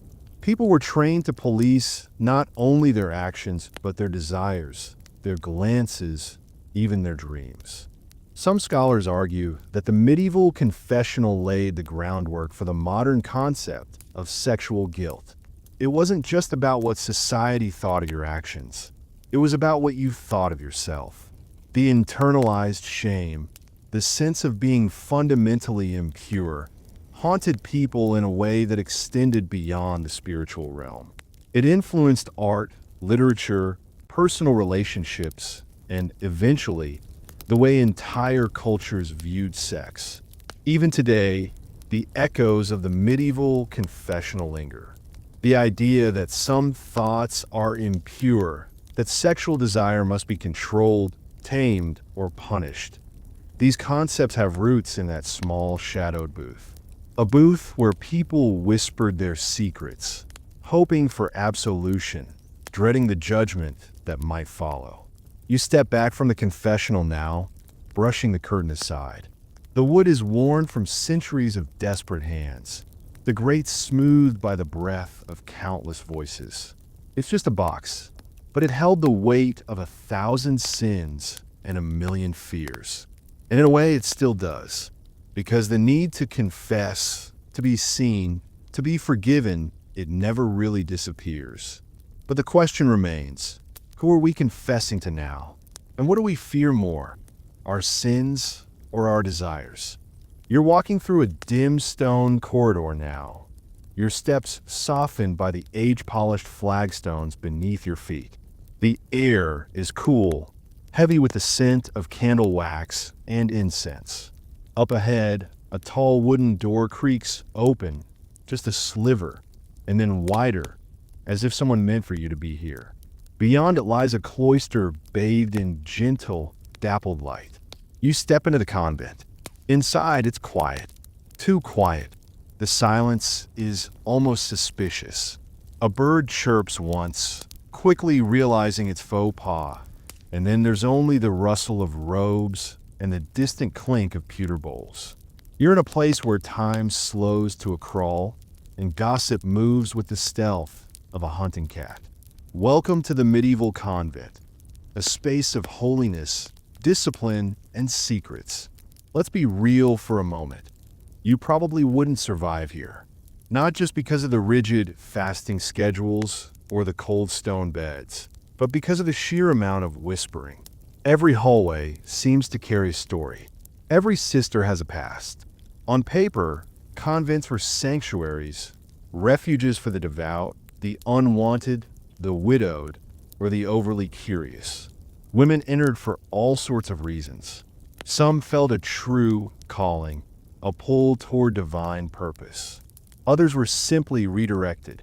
If you were the fourth daughter of a minor noble and your family couldn't afford another dowry, off to the convent you went, pressed into God's service like a particularly pious postage stamp. Your cell is narrow and plain. One straw mattress, a wooden cross on the wall, a tiny window that shows more wall. Outside, the abbess stalks past with a kind of posture that says, "I know every sin you've thought about today." But here's the twist. The convent wasn't just a prison in robes. It was also a space of unexpected freedom. Women could read here. They could write. They had time to think, to learn, to scheme. There were herbal gardens and hidden books. There were rumors of alchemical experiments and secret correspondences. Some nuns were copyists, handling sacred texts, and occasionally slipping in drawings or glosses that could make a monk blush.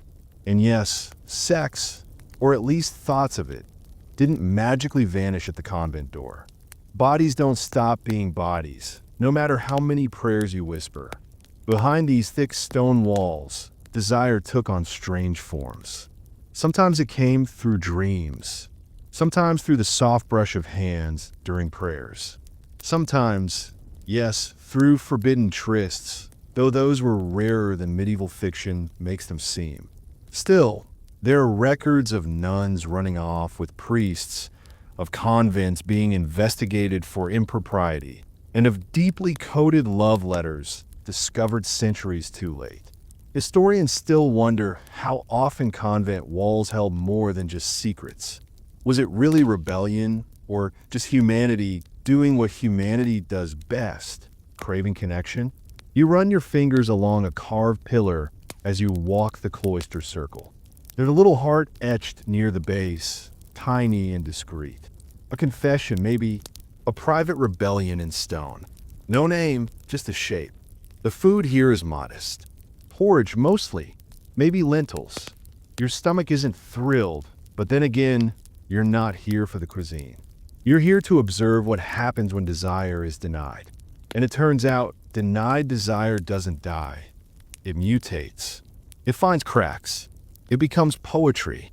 It becomes obsession. It becomes a carved heart on a hidden pillar. A few nuns, especially those of noble background, live surprisingly well within these walls. Some had private gardens. One particularly wily abbess in the 12th century allegedly installed a wine cellar. For medicinal purposes, she claimed. Naturally, you duck into the library next. It's musty but magical. Shelves of thick parchment books, some chained in place. You find a small volume tucked away, something about street Agnes and purity. You open it to find a crude, marginal doodle of a snail fighting a knight. You smile. Someone had a sense of humor. In fact, laughter was not forbidden here. Just discouraged unless it was gentle and God-approved. Still, it bubbled up in the kitchens, during laundry, over tales of saints and sinners. One nun reportedly laughed herself into a faint when another sister slipped on a turnip. Divine comedy indeed. Not everything was lighthearted, of course. Punishments were real. A woman caught expressing too much affection, or worse, physical desire, could face isolation, fasting, or public penance. Some wore uncomfortable garments as penance, coarse robes, or even chains beneath their clothing. A bit dramatic, but hey, medieval Catholicism didn't do anything halfway. You wander into the infirmary. Here, you find nuns tending to herbs, mixing balms, offering care. This was a convent's other secret superpower, medical knowledge. Many sisters were trained in healing arts, especially those rooted in plants and old folk wisdom. Some even stitched up the occasional knight wounded in battle. No flirtation, of course, just focused hands, strong voices, and a whispered reminder that salvation didn't include sweet talk. But temptation was everywhere. One old record tells a nun who claimed the Virgin Mary told her it was okay to love a certain monk, as long as they were discreet. Another nun confessed, many years later, that she fell in love with the way sunlight hit another sister's eyelashes during choir practice. That's oddly specific and deeply human. Historians still debate whether these moments were flukes, fantasy, or more common than the church wanted to admit. After all, you can't scrub emotion out of people. Not with prayer, not with stone walls, not even with an abbess who could win a scowling contest against a gargoyle. You sit in the chapel now. The light shifts as clouds roll by outside. The smell of old wood, candle smoke, and frankincense wraps around you like a sleepy shawl. There's chanting in the distance, soft and rhythmic. You breathe in. You exhale. You're not exactly holy, but you feel quieter. Some convents thrived. Others crumbled from scandal. Some are raided during wars. Others dissolved during reforms. But for a time, they were worlds unto themselves. Gardens, secrets, prayers, poems, rules, and the occasional forbidden touch. You glance one last time at that heart on the pillar. It's not lonely, not really. It's just waiting for someone to see it. Someone like you. The fire has gone low in the hearth now. The room is dim, the shadows long and crawling. You pull the wool blanket tighter and shift in your rough straw bedding. You have a cough. Something rattling in your chest, sharp and dry. A medieval physician has been summoned, and you already regret it. Let's make this clear right now. If you were sick in the Middle Ages, your options were not great. Medicine, as you think of it today, clean, scientific, methodical, simply didn't exist yet. Instead, your care came wrapped in myth, soaked in religious doctrine, and often administered by someone with more faith than knowledge. But that doesn't mean people didn't try. Oh, they tried everything. The first thing the physician does is glance at your urine. Not test it. Just look at it. He lifts the glass flask to the light, squints. A shade too dark, he mutters, and slightly cloudy. And he tastes it. Yes, that actually happened. Diagnosis by sipping pee. Welcome to medieval diagnostics. He nods gravely. Melancholic imbalance of the humors, he says. Possibly caused by impure thoughts, damp air, or planetary misalignment. You cough again, this time more violently. He tells you it's probably divine punishment, or maybe you looked at a frog wrong. You see, medicine in the Middle Ages was based largely on the theory of the four humors: blood, phlegm, black bile, and yellow bile. Health was a matter of keeping these in balance. Too much black bile? You were depressed. Too much blood? You were overly passionate. Too much phlegm? Prepare to be sluggish and sickly. Most treatments involved bloodletting, leeches, or inducing vomiting and diarrhea to rebalance you. If your nose bled spontaneously, they considered that a good thing, your body doing a DIY cleanse. If it didn't, they might open a vein in your arm with a sharp blade and let the blood pour into a bowl. Sometimes this helped. More often it didn't. Occasionally it killed you. But at least your humors were aligned on your deathbed. The physician rummages through his satchel. He pulls out a dried toad, a sack of powdered unicorn horn. Spoiler, it's just ground up narwhal tusk and something that smells like death wrapped in rosemary. A concoction is prepared. You're not allowed to ask questions. Questions, after all, suggest pride, and pride blocks divine healing.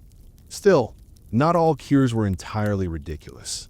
Medieval people knew the healing power of herbs. Lavender for sleep, willow bark for pain. It contains salicylic acid, the base of modern aspirin, honey for wounds. Monasteries often maintained sophisticated herb gardens and kept medical texts copied carefully by hand. The Benedictine monks, for instance, had surprisingly advanced treatments for some ailments, especially digestive issues and skin infections. But then there were the other treatments. For a toothache, burn a candle made of sheep fat and let the wax drip into the cavity. Still hurts? Drive a nail into a tree while whispering a prayer to Saint Apollonia, the patron saint of dental pain. For the plague, carry a bouquet of fragrant herbs, a posy, to ward off the smell of death, or strap a dead toad to your sore. Better yet, rub a paste made of crushed emeralds and vinegar on your buboes. If you could afford emeralds, that is. For a headache, tie a dead mole to your head. Seriously, some even wore amethyst stones in their hats to keep demonic vapors from entering through the crown of the skull. And if you suffered seizures, people might believe you were possessed and try to exorcise the demons, sometimes with loud prayers, sometimes with beatings, sometimes with fire. Don't even ask what they did for women's issues. Okay, you asked. Let's talk about hysteria, a catch-all diagnosis for anything a woman did that made men uncomfortable. Anxiety, sadness, libido, insomnia, it all fell under hysteria. The belief was that a woman's womb could wander inside her body like a lost sheep, pressing on organs and making her act irrationally. Treatments range from herbal sedatives to more intimate relief methods, often administered by a midwife or, later, a mechanical device in wealthier clinics. There were also saints for everything. Saint Dymphna for mental illness, Saint Roch for plague, Saint Vitus for epilepsy. If medicine failed, people prayed. If praying failed, they blamed your sins or your neighbors. Sometimes you'd be prescribed a pilgrimage. Travel hundreds of miles to visit the bones of a long-dead saint in the hopes of a miraculous cure. Did it work? Sometimes. The journey was often enough of a shock to your system that minor ailments might clear up, or you'd be distracted enough by hardship to forget your symptoms. Other times, healing looked like torture. Trepanation, the drilling of holes into the skull, was used to let the evil spirits out. And guess what? Some survived it. Archaeologists have found skulls that show healing around those drilled holes. But many didn't make it. Mental illness was especially misunderstood.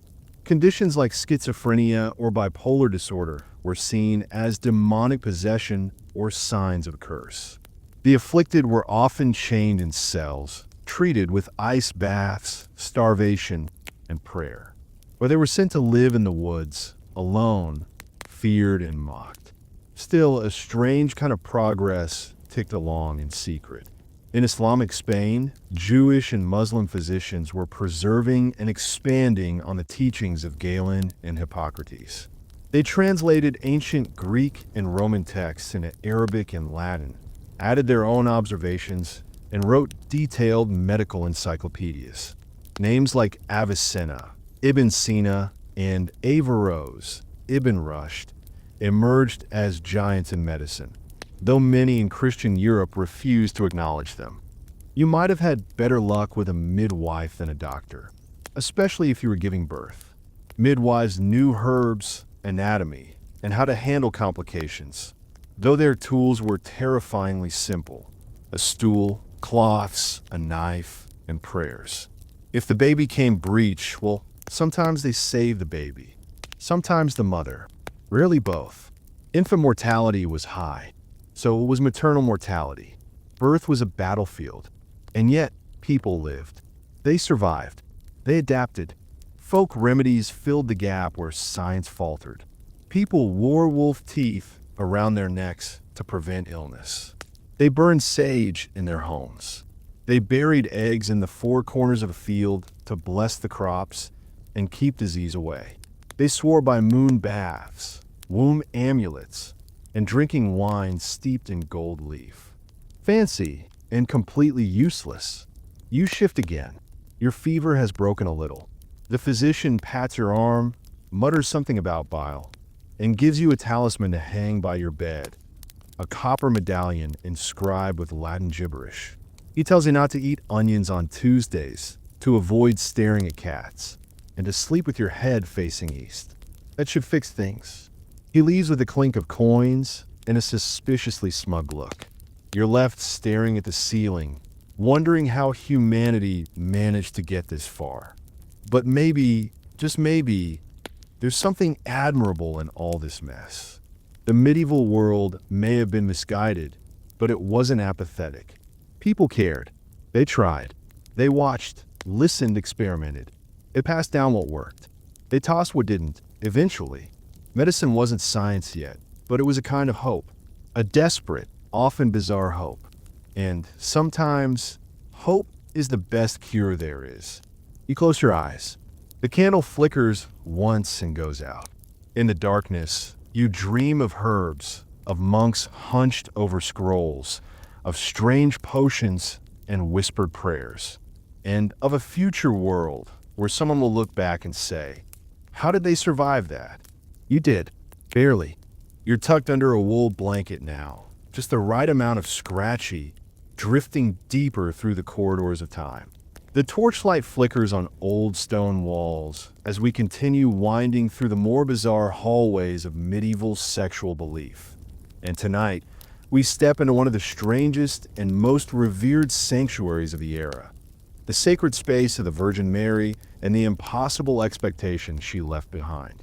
Yes, we're talking about her, the mother of Jesus, the eternal Virgin, the blessed among women. You've likely seen her image in stained glass windows or painted with a gaze so serene it could hush an earthquake. But in medieval Europe, the Virgin Mary was more than a symbol of holiness. She was the gold standard of womanhood, a standard that was, frankly, impossible to meet unless you were both miraculously pure and somehow also a mother. No pressure. You stroll through a dim chapel now, long wooden pews stretching out like rows of sleeping pilgrims. Above the altar, there's a mural of Mary in flowing blue robes, one hand raised, the other cradling baby Jesus. She's glowing softly, unnaturally serene. And you can't help but think, this woman is supposed to be every woman's role model. See, medieval theologians were obsessed with this paradox. Mary was sexually untouched, yet gave birth. She was the ultimate embodiment of femininity without ever engaging in what was, by all accounts, the defining act of womanhood: sex. This created an awkward benchmark. For every woman in medieval society, the message was crystal clear: be like Mary. But don't expect to actually become Mary, because, well, that spot was taken. And she didn't get there by following any earthly rules. You continue walking down a monastery hallway, your footsteps muffled by rush mats. Imagine the average medieval woman hearing sermons about how Mary is both the blueprint and the exception, how she was exalted for not having sex, while also being a mother. It's like being told to win a baking contest using invisible flour. The pressure was immense, and more than a little ironic, considering the church also encouraged procreation within marriage. So, do have children, just don't be sexual about it. Ever. Let that contradiction sit with you for a moment. Now, historians know that this ideal of Mary's untouched purity deeply influenced how women were perceived, controlled, and punished. Women were judged based on their proximity to this mythic image. Were they modest, obedient, virgin enough? Even queens, powerful and politically savvy, were measured against the impossible virtue of the Virgin. If a noblewoman failed to live up to this image, her morality, and often her political worth, was questioned. But here's the twist that makes you raise an eyebrow in this candlelit corridor of thought. Mary's veneration wasn't only about repressing female sexuality. It also gave women an oddly empowering spiritual figure. In some ways, she was the one woman medieval people could pray to who understood earthly suffering, especially childbirth. Mothers in labor often clutched images of the Virgin, whispering prayers for mercy and survival. So while Mary's image was weaponized to enforce chastity, it was also a source of comfort and strength in a world where childbirth was about as risky as going into battle unarmed. You step into a shadowy cloister garden now. Vines creep along the walls, and somewhere a fountain trickles softly. There's peace here, but also a sense of long-held tension. Because medieval monks and scholars didn't just admire Mary. They speculated about her womb, her physiology, whether she experienced pain in childbirth, whether she remained physically intact after Jesus was born. Yes, that was a real debate. Some even argued that her hymen had to have been miraculously preserved. This wasn't just devotional pondering. It was theological obsession, a need to make sure Mary stayed otherworldly, untouched by the messiness of mortal reproduction. And while you sit on a stone bench under the fig tree, consider this. The emphasis on Mary's purity helped reinforce the Madonna-whore dichotomy still lingering today. Medieval women were categorized. Either you were a virgin like Mary, or you were dangerous, tempting, and in need of control. You couldn't just be a person. You had to fit the mold. And the mold was, well, divine, and totally inaccessible. One lesser-known quirk? In some regions, people believed Mary could intervene specifically to repair a woman's virginity in extreme spiritual cases. That's right. Some desperate believers hoped that if their reputation had been tarnished, whether by assault, rumors, or choices, praying hard enough could restore them symbolically, if not physically, to a state of grace. A celestial second chance, if you will. Of course, the church never officially endorsed this, but folklore had a way of slipping through the cracks of orthodoxy, like ivy on cloister stone. Historians still debate whether this obsession with the Virgin Mary ultimately helped or harmed medieval women. Was she a symbol of sacred femininity or a tool of oppression? Did she offer solace or suffocate with perfection? Was the Virgin a passive ideal or a quiet rebellion against male-centric religious authority? The scholars argue the candles burn lower, and still, no one really knows. Back on your feet, you walk beneath stained glass windows, casting soft colors across the floor. Reds, blues, golds. You pass carved pews and smell incense hanging in the air like memory. A quiet choir might be practicing in the next room, their voices like distant birds calling you through fog. And through it all, the Virgin Mary lingers, not as a person, but as an idea, a glowing symbol in every cathedral, a silent standard etched into culture. Her influence was, and still is, enormous. But as you now understand, she was never just a mother. She was a message, and not always a gentle one. So you step back into the hallway of time, your thoughts soft but busy, and maybe, just maybe, you're wondering how many expectations we still carry from that distant, candlelit world. The echoes of medieval belief don't die. They fade, mutate, and linger like the scent of incense long after the fire's gone out. As we walk slowly out of the cold stone chambers of the Middle Ages and toward the flickering dawn of modernity, one thing becomes strikingly clear. The sexual beliefs that shaped medieval life didn't vanish. They evolved, embedded themselves in literature, medicine, law, and social conduct. Picture it. We're stepping into a transitional world now, a time of reformations and revolutions, of printing presses and scientific curiosity. The Renaissance arrives like a sunrise after a 1,000-year dusk. But even as artists paint the human body with glorious realism and scholars begin poking holes in church dogma, much of the medieval morality around sex hangs on like stubborn ivy, clinging to a crumbling wall. First, let's talk about medicine. For centuries, medieval ideas about reproduction, rooted in Galenic theories, remained dominant. These theories stated that both men and women had to orgasm to conceive a child. That belief conveniently offered a pseudoscientific reason for marital intercourse to be mutually pleasurable, but also led to some dark misunderstandings, particularly in rape cases. If a woman became pregnant after an assault, for example, it was sometimes assumed she must have enjoyed it or consented, based on faulty physiology. These ideas weren't easily dismissed. Even well into the early modern period, court records show echoes of these beliefs in legal arguments and medical testimonies. Meanwhile, in the legal and moral arena, the Church's influence remained formidable. While the Protestant Reformation in the 16th century began to challenge the monopoly of Catholic doctrine, it did not immediately usher in a sexual revolution. In fact, many Protestant reformers doubled down on strict sexual morality.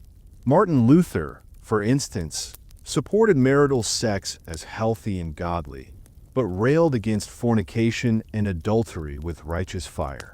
John Calvin was even harsher, viewing sexuality as something that required constant control. Sex was sanctified within marriage, but demonized outside of it. Sound familiar? And yet, cracks began to form in the armor. The invention of the printing press in the 15th century created new avenues for thought. Books on anatomy, sexuality, and human behavior began to circulate, sometimes sanctioned, sometimes scandalous. These texts slowly chipped away at the mystical aura surrounding sex. The body was being rediscovered, redrawn, and reimagined not as a vessel of sin, but as a subject of study. But even as understanding increased, moral paranoia lingered. Witch trials, for example, didn't decline with the Renaissance. They peaked. And many of these trials were fueled by fears surrounding female sexuality. Women were accused of copulating with demons, of seducing men, of wielding carnal powers that threatened the social and spiritual order. The Malleus Maleficarum, a 15th century witch hunting manual, obsessed over the sexual threat of women. In this way, the medieval fear of female flesh mutated into something even more hysterical. As you move forward through history, you begin to see a slow recalibration of morals. The Enlightenment in the 17th and 18th centuries brought a new focus on reason and empirical observation. Thinkers like Voltaire and Diderot began to question religious control over sexuality. Philosophers like John Locke posited that humans were not born sinful, but shaped by experience. This shift began to deconstruct the old Augustinian view of humanity as inherently depraved and sexually dangerous. Still, social change lagged behind philosophical thought. By the Victorian era, things took another strange turn. Rather than shedding medieval sexual morality altogether, society repressed it further under the guise of politeness. The 19th century's obsession with chastity, modesty, and the sanctity of the family home echoed medieval ideals, but wrapped them in lace and etiquette. Women were still expected to be pure. Sex was still taboo. The same double standards persisted, only now cloaked in moral superiority rather than religious dread. Interestingly, while moral codes remained rigid, the underground world of sexual exploration flourished. Erotica, pornography, and brothels did not vanish. They thrived, especially in urban centers. This duality, repression on the surface, indulgence in the shadows, was not a new development. It was a medieval hangover, a long-standing pattern where official doctrine conflicted with lived behavior. Then, the 20th century cracked the foundation wide open. With the advent of psychology, thinkers like Sigmund Freud argued that sexual desire was a fundamental part of the human psyche, not something to be feared or hidden. Freud's theories introduced ideas of repression, libido, and unconscious desires. While controversial, his work changed the cultural conversation around sex from one of shame to one of inquiry. World Wars I and II, followed by the sexual revolution of the 1960s, accelerated this shift. Women gained greater autonomy, birth control became more accessible, and social taboos were openly challenged. The feminist movement dismantled many of the medieval myths around virginity, female virtue, and male dominance. LGBTQ+ rights gained visibility. Sex education became a legitimate field of study rather than a whisper behind closed doors. Still, not everything was left behind. If you examine how sex is treated in media, education, and law even today, you'll find medieval fingerprints. The concept of the fallen woman, for example, still haunts narratives in film and literature. The obsession with virginity remains present in purity culture. Debates over abortion and reproductive rights often carry the same moral language used in medieval theological arguments. Even court cases dealing with rape and consent are occasionally marred by beliefs rooted in centuries-old pseudoscience and victim blaming. So why does this matter? Because history isn't just something that happened. It's something we carry. The beliefs of the medieval world may seem dusty and obsolete, but they live on in the way societies view bodies, desire, gender roles, and morality. To understand our present, We must see the roots of our discomforts, our laws, and our lingering shames. And yet, there's a strange comfort in knowing this. The very fact that these beliefs have changed, however slowly, is proof that progress is possible. From a world where sex was feared and demonized to one where it can be explored, discussed, and even celebrated, we've come a long way. And we're still moving forward. You walk now through a hallway filled with mirrors. Each one reflects a version of society, a medieval cloister, a Renaissance study, a Victorian parlor, a 21st century classroom. In each reflection, you catch glimpses of how far we've come and how far we have yet to go. As the candle of this journey begins to flicker low, you realize something powerful. The slow fade into modern morals was never linear. It was chaotic, contradictory, and often painful. But it was also necessary, because in that messy evolution, we've uncovered something precious. The right to question, to resist, and to redefine what it means to be human. So take a breath. The torches are almost out. The walls of stone are giving way to open sky. And as you step into the present with eyes wide open, the medieval ghosts that followed us here begin to fade. Not gone entirely, but no longer in control. You're free to rewrite the ending now. And now, you've made it. Through chamber doors and candlelit corridors, under cathedral ceilings and across fields of folklore, you've wandered deep into the secret corners of the medieval world. Your feet are dusty from the road, your thoughts warmed by firelight and mischief, and your eyes, well, they might be getting a little heavy now. There's no need to make sense of it all. The strange rituals, the whispered taboos, the sweet absurdities of a time long gone. They can rest quietly where they belong now, somewhere in the past, somewhere beyond the reach of logic or modern reason, like half-remembered dreams that flicker at the edge of consciousness and then melt away when morning comes. So take a breath, a slow one, in through the nose, let it fill you up and out through the mouth, like you're releasing a 1,000-year-old myth back into the night. Let your shoulders drop. Let your jaw unclench.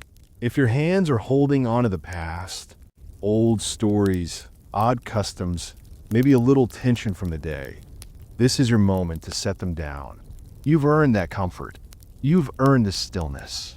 Imagine yourself now in a place beyond time, a quiet inn at the edge of a sleeping village, wooden beams above you, the faint scent of lavender and hearth smoke in the air.